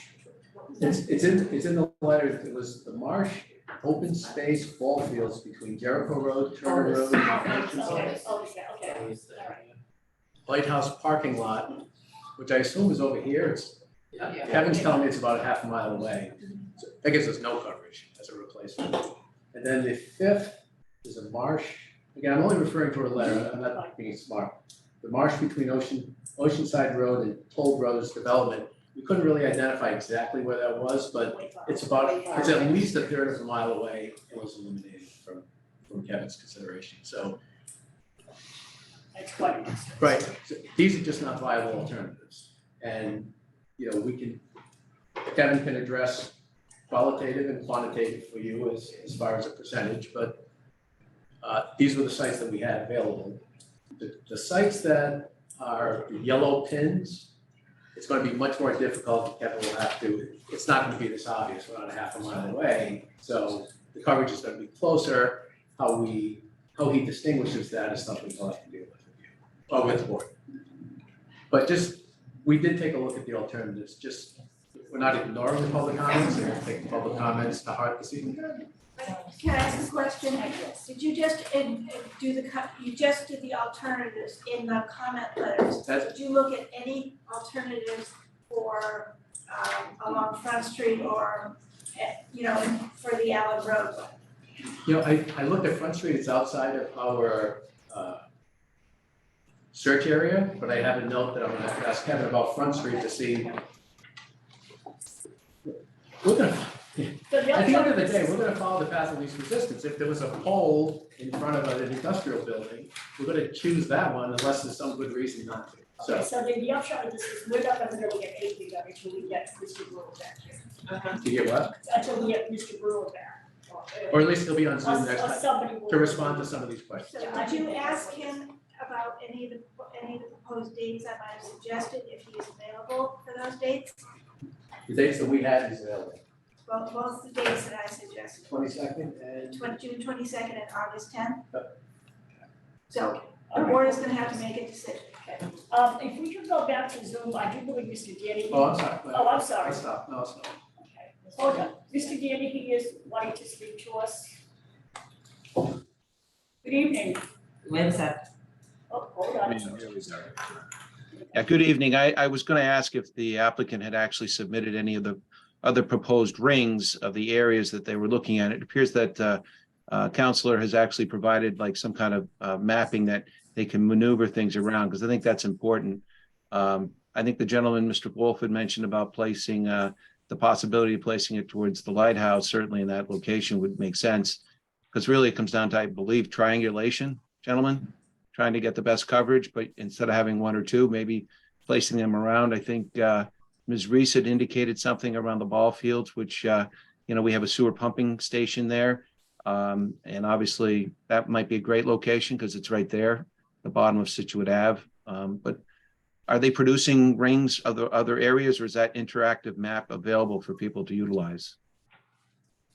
It wasn't really an interactive map, it was just a series of maps. He was just paging through them. I got you. Okay. And I guess the question I have for the residents, and certainly myself who lives in the area, is are there, what other locations have you looked at, or are these the specific ones that you're looking based on your quality of connectivity, I guess? Well, we have at least a dozen for each of each proposal we have, we probably look at least a dozen. I think with Bay Ridge, it may be 20, just within a 400-foot radius. But so, I just flipped through the maps, and as I said, I'll email that. These are recent, based on the letter we received. But you mentioned the lighthouse. Is that the lighthouse alternative? Well, it doesn't work. It doesn't cover, it's not even close to covering what we're trying to cover. I understand that. If you have one down in the harbor somewhere around the parking lot area, we also have on First Cliff the old Coast Guard station, You have the Coast Guard station that's down there in the harbor, and you're going to be pinging it across the bay. That's where the lighthouse is, and then you'd be looking for something maybe towards Pier 44, which is on the waterfront. It's going to get your coverage there. And my understanding, certainly with your antennas, is that you want high gradient.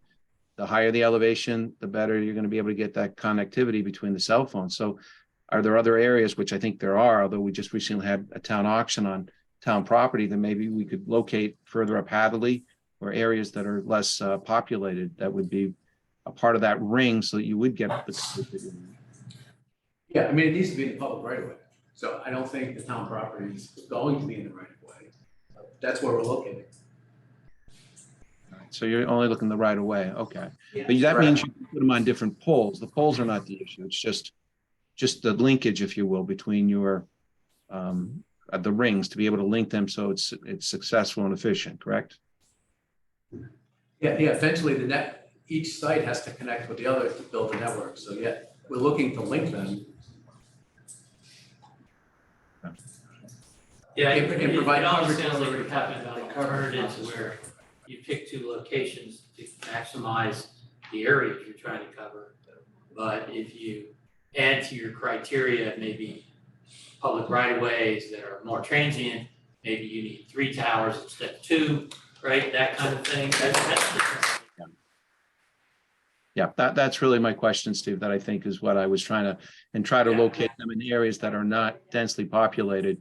It may have to do more and add more, but I think that would be more beneficial to the residents. All right, thank you, Madam Chair. Thank you. So someone who hasn't spoken yet. Okay, I just wanna say Why that. don't you tell me your address? Oh, yes, Marisol Martinez, and I'm in 18 Allen Place. And I just wanna thank everyone because we're here because we care about it, so I appreciate it, everybody. And I'm just as a suggestion, maybe we need to be very mindful about the language that we use. Because sometimes we can use certain language that they have an impact, so we just kind of need to be careful and mindful. I know where you are right now sitting is important and you care about the community, but just please be more mindful about the language you use the next time. And I'm just here as a customer for AT&T. I never have any complaint. And you have a pole in front of my door, so I'm kind of like, yes, very, questioning myself about that service. What is the service you are providing to who? And, I would never be your customer if this is the impact that it's gonna have in my community. When you're not willing to do more research, to care, and do other options. Thank you.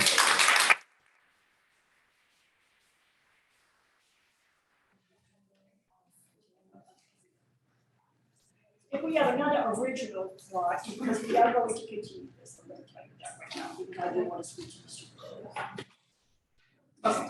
Hi, Paula O'Connell, 2 Curtis Ave. I'm not a direct abutter, but obviously I see that this is gonna be coming at different places throughout Situate. So I just had a question in terms, I know they did the radiation, it's lower, it's underneath 100%. I don't feel like I got a good understanding of what other radiation is going on and actually where that hits. Like, is it 50 because there's another one across the street, this and that? And then future implications. So like, we're just talking about the technology that's going on now. Is there any projection in the future if this radiation is gonna go higher or whatnot? And that is again a direct correlation to maybe we should be looking at putting these in a little bit less dense areas or not close to certain houses. So very concerned about these implications on the health of the people in the town and just what the future projections potentially could be. Thank you. Yes. Okay. Hi, Marcia Blowack, 75 Turner Road. And I just want to say, well, I appreciate everyone's feedback and like trying to be collaborative with and think of different places and whatnot, but I really appreciate what this woman in green had to say. Why don't we have a lawyer, and do we have any other recourse if we don't want this in our town? Can nothing be done? No, but they have to allow cell towers under the Federal Communications Act. We can try to negotiate where they're located, but we have to allow them, they have to be allowed. We can't petition No. FCC? So what I would tell you is that really, what you need to do is, they're gonna come, is we have a little bit of say of where they go. And as like Mr. Gandy and Mr. Pritchard said, we may need more, to triangulate more, in less populous areas. However, we'll just keep getting more and more dense. So, this has been a long time, so we'll have one more, I was a financial analyst in my previous life, and I understand what they're doing. They're trying to get the biggest bang for their buck. This is a $120 billion company. They can accomplish the same thing, it's just gonna cost them more. And that's why we have great people like you here, and we need a lawyer. They should be coming to us with multiple scenarios of how they can accomplish this. And it doesn't, the money, I'm sorry, this is nothing for them. And frankly, I will never have AT&T because of this situation. They're not gonna get more customers. So either they need to figure out how to play nice and do what's best for our town, or anything they do isn't gonna help them at all. Because once the town starts getting this, and if they're like rolling in and not listening, who's gonna wanna be a customer? But point is, we need to find out how we can get them to give us multiple scenarios that can accomplish the same thing. And I'm sorry, we're not an urban area, we're residential, there's a lot of open land. There's no way this cannot be accomplished by keeping them 200 to 300 feet away from where our children sleep. At least 200 feet away. The only thing I can tell you that we know for certain, it has to be in the public right of way, so when we talk about open space, Well, so we need to talk to a lawyer on our side to make sure that that's the case, because if you sell property or buy property, I don't know, I'm not a real estate person, but there's gotta be options. That can't be the only way. Make something a right of way then. Take a piece of town property, make it a right of way, transfer it to whatever it has to be. There's gotta be other options. There's just no way. We are not Quincy. We got land, we got marshes. There has to be other options, other equipment if they need to do it. They're doing what is best for their business, not what's best for this community. And so we can't just say this is it, because they might have other equipment that accomplishes the same thing, costs more, needs to be higher, needs to be in a different location, costs them more. So, to say that this is the only option is ridiculous. So apparently you have your homework set out for you. I do. And, So how long do you think it's going to take you to submit some of this information? That's the question, and we want the RF engineer at the next meeting. So that depends, if you think you can get something turned around really quickly, we can continue to June 22nd. Otherwise, it's gonna be August 10th. Knowing it's August, I think that'll motivate people, so. Okay. I would say let's continue to the 22nd. We'll get Kevin here and available, probably via Zoom, and he can respond to the questions about the, other potential locations. We're not here to do 6 sites instead of 2. I'll tell you that right out of the box. We're gonna stay in the public right of way because that's what we're allowed to do, just like anyone else using the right of way. Now, on the particular pole, that's where the town has some discretion. There's no question about it. And there's a balance between, what AT&T's need, or any carrier, what the needs are versus the town's considerations. But I don't think I sat here tonight and said it's this pole or there's gonna be a lawsuit. So the idea that we're not willing to have Kevin, Mr. Brewer, look a little more deeply, come up with, if he comes back and he says, the loss in coverage is, in my opinion, X, and that's not acceptable to AT&T, then we're gonna say this is the only pole we can go to. But, I agree, I can't provide that information sitting here. So let him come back to us with various scenarios. Could I articulate just kind of what we're expecting to come back with? Sure. Right, because what we would like to hear is what the decision criteria are. I get that. Right? We would also like to hear what kind of alternatives we're looking at. And the decision criteria is, have been said here, like populated versus transient versus cost considerations. How much is that part of the decision-making matrix, if you will? 3 instead of 2, that kind of thing.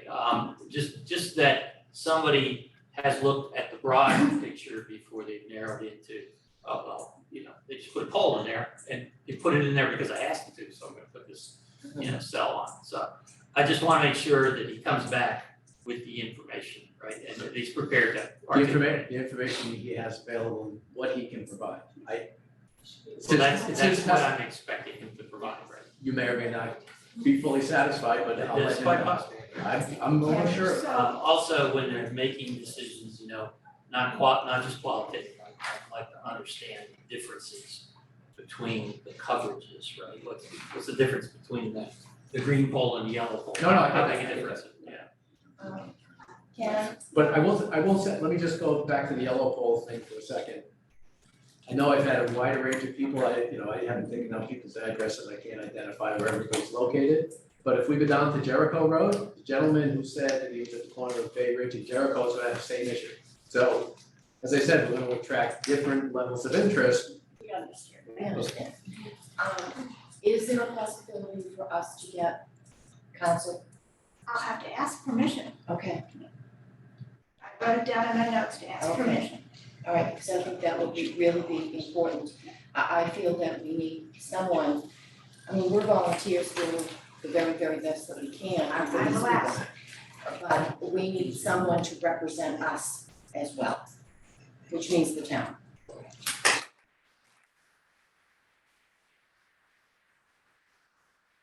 So based on that, you need to submit stuff at the latest by next Thursday at noon.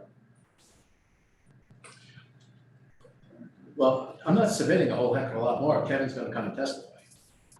Well, if he's gonna submit written documentation with maps or other alternative locations, then we need to have that in writing by noon on next Thursday to hear it on the 22nd. We'll do our best, so we'll present, Yeah, just be prepared if you come and we haven't seen information before. Yep. That means there could just be another delay. could be. So we don't wanna see it. But it's still like- better than August. Well, yeah. Well, So we don't want Right. an iteration of exactly what we have, we wanna see your other options that you have on. We would like you to look at other options. Yes. We would really like you to look. But he may defend these options. Okay, So- but we would, it's gonna be better for us if you could show us why those other options don't work. Because if you're just gonna come in and say the same thing, that's not gonna be satisfying. Well, Most of everyone's time. okay. If he's got other options and says this doesn't work because of this, then we can get that. I'm trying to avoid the Eureka solution here. Or can he look at the other areas, the other options, which is what we asked you, which is what I wrote down, the boat landing, the lighthouse. Oh, Well, I just gave it. So, yeah, that's what I was trying to write down, so like I said, it's something we know Did we get that. those maps? No, we don't have those maps. No, they were presented, I They were just said, great, we just had them done, was at the letter. He got them based on the comments, I've been feeding the Oh, okay. comments as Right. they So come in. you're gonna just send like us a he copy? did. You'll get a copy first thing in the morning. Is there a reason why the response can't be in writing ultimately? There will be a written response. I mean, the engineer person you're bringing in, is there a reason why the presentation can't be in writing so that you all can read and digest and not just hear and respond? That's why we Thoughtfully. it's a Thursday. This is Correct, this is what they said to us before tonight, this is I what we appreciate had. that, and I think that's not fair to your decision-making process Oh, but as we've well. had this for a long time, we didn't should get this tonight. No, but the new stuff is. Yeah, we just saw that. That's why we need that Thursday. Correct, and if we don't have that, I understand you're saying put it off, and as residents, put it off as far as it needs to be, so that it can be done well. I can just tell you That's the that point. some of these comments are going to be nuanced. We can put in writing what we can, but you're gonna ask about a lot of things and Kevin will have to respond to those. Yeah. Testimony can come in writing and it can come in orally. I just wanted to ask the board if we could also request that, as one of the major reasonings for putting these cell towers up was the complaints from current customers. If we could get an idea of the quantity of complaints have transpired for lack of service in this geographical area that they're focusing on, that I would think would be very beneficial for us to understand really how many people were impacted in their organization. No, thank you. And by the way,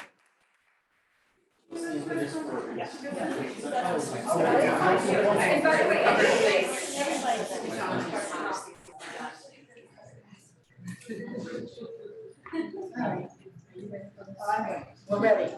I move to continue the 2 public hearings for the small cell attachments adjacent to 9 Bay Ridge Road and 15 Allen Place until June 22nd, 2023 at 6:30 p.m. and to continue the time for action following the town clerk until July 28th, 2023. Second. All in favor? Aye. We will see you all.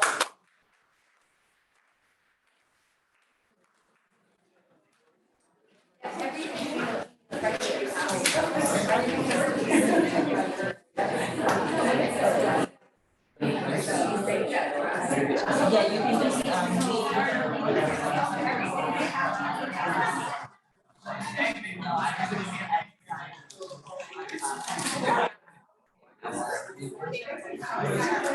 May I approach? I want to give you a we're quick. still in a meeting. Oh, I apologize. I was just gonna say, if you'd like, I can leave some literature. Yeah, that'd be great. Thank you all very much. Thank you.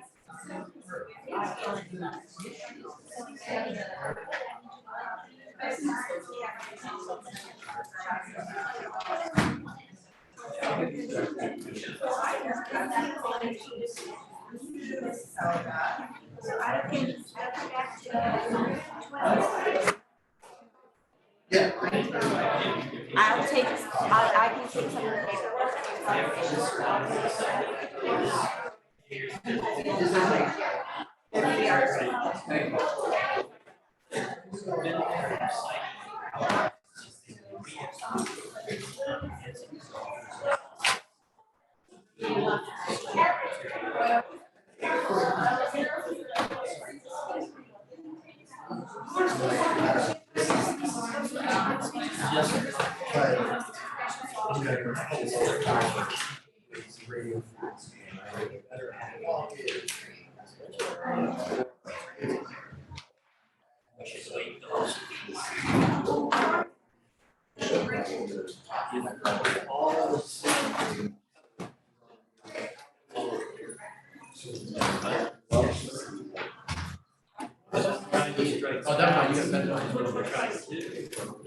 Oh, yeah, I can.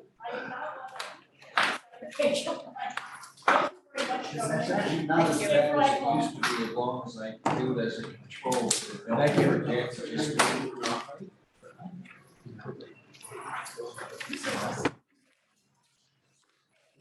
So we got the orders, we need one administrative items and appointments. Liaison appointments is number 1. Hands up, who wants to do it? Okay, what I've done, unless somebody else wants, on the zoning, I will do conservation, I'll do MAPC. And I guess somebody else, what else? Patty, I think you do design review, zoning, conservation, and you just said MAPC? Yes, Mr. Woodbox is going to be out 4 nights a week and I'll have a very happy marriage. He told me that. I'll just tell you what I have and try to pick up, get more to zoning board of appeals. Right. And traffic rules. Okay. Okay, and CPC. Yeah. So Steve, you still want to do advisory? I'm sorry? Yes. We had to sign up for advisory, You did? but that's kind of tough for you every Thursday, 6 to 8 weeks prior to town. No, you meeting. can't Is that do like that. almost impossible for you? This is Thursday. Well, my, the other 3 weeks you have to go, I know, I can't run out. So, and unfortunately, that is not a Zoom meeting. They do, I don't know, it's flip flops. Sometimes the advisory does Zoom, sometimes So they do Steve, in you person. want to take one of that, I'll pick that up if you want. Sure. Yeah, that's interesting. It's not, it's just unlikely that I'll. So, Rebecca. I can do the Tuesday, I don't wanna do every Wednesday, So where are you? Water resource committee. Which one? If you need somebody split that with me, I'll do that. Should you want what? do it, this is Tuesdays. It's a- Well, no, I'm once a thinking month. every Tuesday, every other month. Rebecca, you're on. Well, do you wanna do it, Steve and Rebecca, and you can work out who wants to go to what meeting for the water resources? Yeah, that's fine. Where's one? Usually in the It library. was Ben, and so Ben's no longer here, so that's become unassigned. And it's usually in the library. And everybody else is gonna stay water in public building. Sure. And economic and EGC. And distillers CPC. Yep. All right, guess we're all ready to rock and Hey, roll. Waterways, I people over there. Have you done this? Yeah, what do you, I don't understand waterways at all, so I can't do that, I don't understand any of that. Waterways, I think is more seawalls and Yeah, no, that kind of Yeah, stuff. that's, right. The only other thing is shellfish advisory, but I don't know where they are or what they, if they've ever been meeting. Yes. But I think Tenny Yeah. Pond should be shellfish. Yeah, I'll take shellfish. Okay. Maybe you have Okay. a lobster on. Yeah, Well, I don't, turtles, you know, the little ring that you. As long as you get free oysters, that's fine. Ooh. The shellfish being healthy soup. I don't think so, I don't know, I mean, I don't worry about that. I don't worry. All right, so we're all set for our meeting. You understand? I got it, all right. Special town meeting. So now we got a special town meeting. We don't have special town meeting. We're here. It's I on put the it agenda. on here, Oh. I put it on the agenda. I didn't. I put it on the special town meetings in October. Okay, right now, we have no articles on it. And so that's. We don't have to go. Sorry. Yeah, right. I mean, we are finding some problems in the zoning bylaw, Oh, but yeah. I don't think that we can. We would have to have final language by August 8th. We don't have enough time. That's We don't have ridiculous. that. Should we wait on that until Yeah. we figure out what's happening with this? That's fine, Communities. right, but I just wanted to make sure that nobody had any desires to get anything on the fall town meeting. When is the fall town meeting? I said October Sorry. 16th, October 16th. Maybe we should change our bylaw around citing in cell towers. Well, I think it's good that they have We to do have have an an issue with the adequate bylaw. demonstration of need, right? And, you know, because it's not as well sort of articulated, and it sounds like we have the ability to say what that means, right? we do have an issue with the bylaw, with this, it says major site plan review, okay? And then it goes on 3 sentences later to say, for the hearing for the special permit, town council has opined that go with a major site plan review. And forget the special permit. Right, we advertised for a special permit major site plan review, just to be cautious, but there's already a mistake in the bylaw wording. But we're going with a major site plan review. Is that better than a special permit? Does that give us more ability to negotiate and get what we want? No, Doesn't matter either way? I don't think it matters either way. With a special permit, you need a supermajority with, which would mean 4 out of the 5 with a. Just with a regular administration, you only need 3 out of the 5. That's the difference. I mean, Well, it refers it is to a it, material difference. Yes, it is. but, I mean, all right, so wireless communication antennas on utility poles, 730.4. The wireless may be installed on the utility pole in any zoning district, provided the antenna is not more than 10 feet high, subject to the applicant obtaining a major site plan approval from the planning board under section 770 of the bylaw, and the application meeting the standards of 730.2 A and B. Then the next 2 sentences later, prior to the public hearing on the special permit. So prior to approving the special permit, the planning board must make a written finding there is demonstrated need. You do that under site plan review anyways, it's just that I think somewhere along the way it was copy and pasted And the language got mixed up. Which language? I don't Special know. permit or the site plan review? I don't know, but it clearly says site plan review. Under wireless communication antennas on existing structures, it says enclosed wireless communication antennas, applicant obtaining site plan administrative review. It clearly says wireless communication on existing buildings, major site plan review. So I have to think the special permit was mixed up in the language. And shouldn't be there. But we published it as both. Right, we published it to be safe. I asked town council opined, you can go with the major site plan review.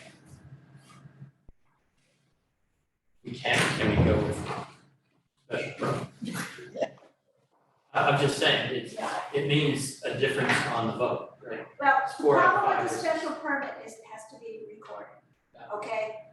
How do you record a poll in the public right of way? That's the issue that comes up. How do you record against a telephone pole in the right of way? That's the issue. You know, it's an aside, but they have poles, they have wireless communication that's not in the public realm. They're on buildings and other locations, so this whole thing about it has to be in the public realm. Well, they can come in on a public right away without a public pushback, and that's really their point. Yeah, that doesn't mean they have to be in the public right of way. They are not only in just the public right of way. So Right, but we that was have a bit disingenuous. We do have a bylaw for wireless communication antennas on utility poles. Mhm. That's in our. Can't be more than 10 feet, Right, can't right? be, These are to 34. no, No, this antenna it's the can't thing. be more than 10 feet. It's 24 inches tall. Right, the antenna can't be more than 10 feet. A lot of gray in this. There is a lot of gray in this, so this is what we went This is through exactly before. the problem we had before, is That nobody is- would tell us how they made any decisions Right. and what alternatives they considered I think and it's all what driven by- criteria they used to make decisions. I think it's all driven by consumers. I mean, just so you have more people here, so we're gonna put more jobs here. I mean, I that's. think that's what they're doing. Yeah, I don't think it. It has nothing esoteric about it. Spotty or not, they just want. So a lot of people here, we want to have all their businesses, this is where we're gonna put it, so that's, So- We need them to meet us halfway. and at least halfway. So I just don't think we have had time to do anything for the special town meeting. I just want to make sure that everyone was on the same wavelength. We need to do. Well, That was really bad. No, it is good. Don't forget to tip your waitstaff. We get every night. Is it 5G wavelength? 600 megahertz. All right, so let's move on to something else. How about minutes? No minutes, how about accounting? We spent, well, we spent, I move to approve the requisition of $525 to Merrill Corporation for peer review services for 18 Man Hill Road, for $525 to Merrill Corporation for peer review services for 23 Mealgate, for $787.50 to Merrill Corporation peer review services for 35 Dreamwall, for $612.50 to Merrill Corporation for peer review services for 6 McDonald Terrace, for $490 to Chessie Consulting for peer review services to 533 Country Way, for $353.90 to Chessie Consulting for peer review services for 4852 New Driftway Gas Station, for $440 to Chessie Consulting for peer review services for 33 New Driftway, 7 McDonald Terrace, for $1,650 to Chessie Consulting for peer review services for 61 New Driftway. Is there a second? Second. All in favor? That just brings up an interesting question, I think somebody raised is, go through all these developments, peer review services, but this. That was my concern too, I said that even before we see who's It's like- representing us. And it's the most esoteric thing of anything, right? Right, nobody's representing us. Well, Well, I'm just saying that they're coming in with their experts, right? And we're somehow expected to. right, and we're Just just, five of us. right, it's volunteers and Well, I don't know where I go to look for a peer review engineer for a radio frequency engineer. Ask the chief cheese in charge in the corner. Right, so I don't know where I do that, so we didn't do it last time, so I just this time. And they have plenty of money, they can pay for it. Whoever we get to, peer review. I just think that it's, stuff like this is like so outside of our, well, except, well, I can't even, like I said, I don't understand what the woman said is, I just don't understand that, I understand what the G means in each generation, I never knew that before. And so we learned something tonight, so that's a good thing. Yes. Well, I don't think he actually answered our question. He did, he was a lawyer. No, that guy. Oh, Mr. Hayes, no. No. Mr. Hayes did not answer the question. He went on for a really long time, I don't know. Say The question was, is this gonna be 5G, and that was not answered. No, which is, or sorry, because I don't know, again, I don't know if it forwards or it doesn't. There you go. Liaison reports, I don't have any, I have. Our liaison reports, CPC, the meeting for Monday night is canceled. I don't know if this is appropriate or if we can put it on the next time for, to talk about housing. Because you raised an important point about CPC and money for housing. And also too, I read the piece in the Globe about the villages in Newton. I found two things very interesting. Number one, the councilwoman is also the chairman of the zoning board. I found that interesting. What's that? Who is it? I can't remember the name, but it's in Newton, she's on the board of Alderman in Newton, and she's also chairman of the zoning board, which is. From the Highlands, Yeah. There's a conflict of interest. I don't know. And then secondly, they want to bring in more affordable housing. And it raises the other issue that I've been saying all along. What is affordable? What is affordable? This is the thing that I just don't quite get. If you work and earn $800 a week, honest to God, what can you afford? To rent? Nothing. So that's an issue. Enough of my point. Well, that's a basic structural issue, how much is it? Well, apparently, Which nobody can answer this. There's never enough. You know, and so I don't, nothing is happening, zoning except Mr. Bucieri has stepped down, and Ms. Harrison is gone, so the zoning board should change dramatically. We should really see a big, I think we're gonna see a big, sea change, I don't know, I'm just thinking, I do believe Ms. Harrison is an engineer for DOT. And then went, and, as we know, Mr. Bucieri and I had at least one meeting with him, when he absolutely did not agree with us about the size of the house to another neighborhood. Absolutely did not agree with us. The house is 100 square feet, and then you wanna make it 10,000 square feet, that's okay, because it's still a house. and this had to do with what was going on at Of course. Well, and Otis too. Yeah. So it's, you know, how big is big? And he was a force to be reckoned with, there's no doubt about it, he did those meetings, ironclad, and, so I think that will be an interesting thing to watch pretty carefully, to see how that changes. Other than that, Karen? All right, in a couple of the past few meetings on 33 New Driftway and 61 New Driftway, people, an attorney and some other people alluded to the fact that they would be able to count all those units. That is not a true statement at all. If you have, I talked to the whole director of the local action program, and it's very specific when it counts. If have 20% affordable that are rental at 50% AMI or less, then they all count. If you have 25% of the units and it's rental at 80% AMI, then they all count. Neither of those projects are at that, they are 20%. So only indeed the local action units will count for the subsidized housing inventory. So I just wanted to let you know that I pursued that so that I could get clarification.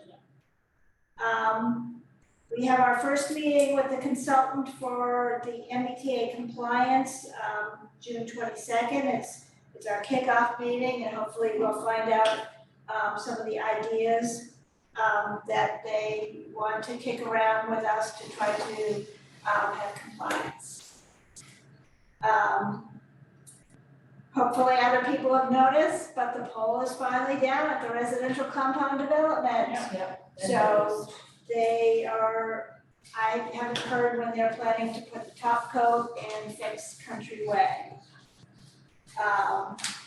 Again, we'll be meeting now June 22nd, now that we have something to talk about. Patty and I met this afternoon with Greg Morse and Steve Gard and Kevin Cafferty and Sean McCarthy on the public benefit of the sidewalk in the right of way for the Tedeschi project.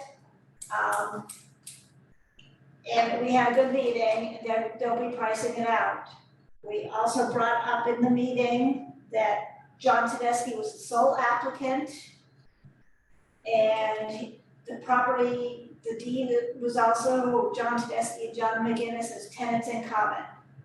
So I think we'll be having the meeting on July 18th, but it'll probably be an immediate continuance because they're going to have to get some stuff ironed out before we can continue. And just kick the meeting down the road?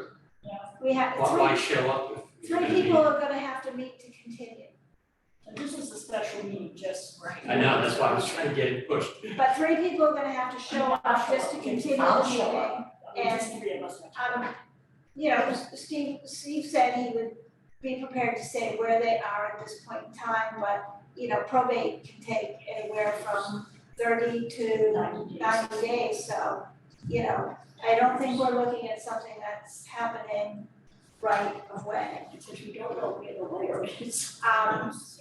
And so we continue to get hammered with stormwater permits, and that's about all I have to report. Is there a stormwater permit coming in for that piece of property on Country Way with the gentleman that clear cut his property up on the side of the hill and has hard packed the road as I saw him taking his truck and No, coming out I don't into have a the. stormwater permit for that, And and you know what, you have to pick your battles, I understand, you have to pick your battles. but he's now entering Country Way from his Well, property. then I'll have to get on him again, but you know, you have to pick your battles. I understand that, Karen, and you're doing a great job, and it's really hard with some of these characters, because they don't give you a break. Not at all, that's. The other thing is, as was pointed out, getting back to affordable housing. The Salem, one of the communities up north, and it was in the paper again, they came up with $2 million from CPC and I don't know how much from revenue in the town to purchase 80 acres of land to keep it from being developed. Saugus. No, I don't think it was Saugus, it was somebody else. But at any rate, there's something that I think we did a good job with CPC and 1.2 million for Lawson Green.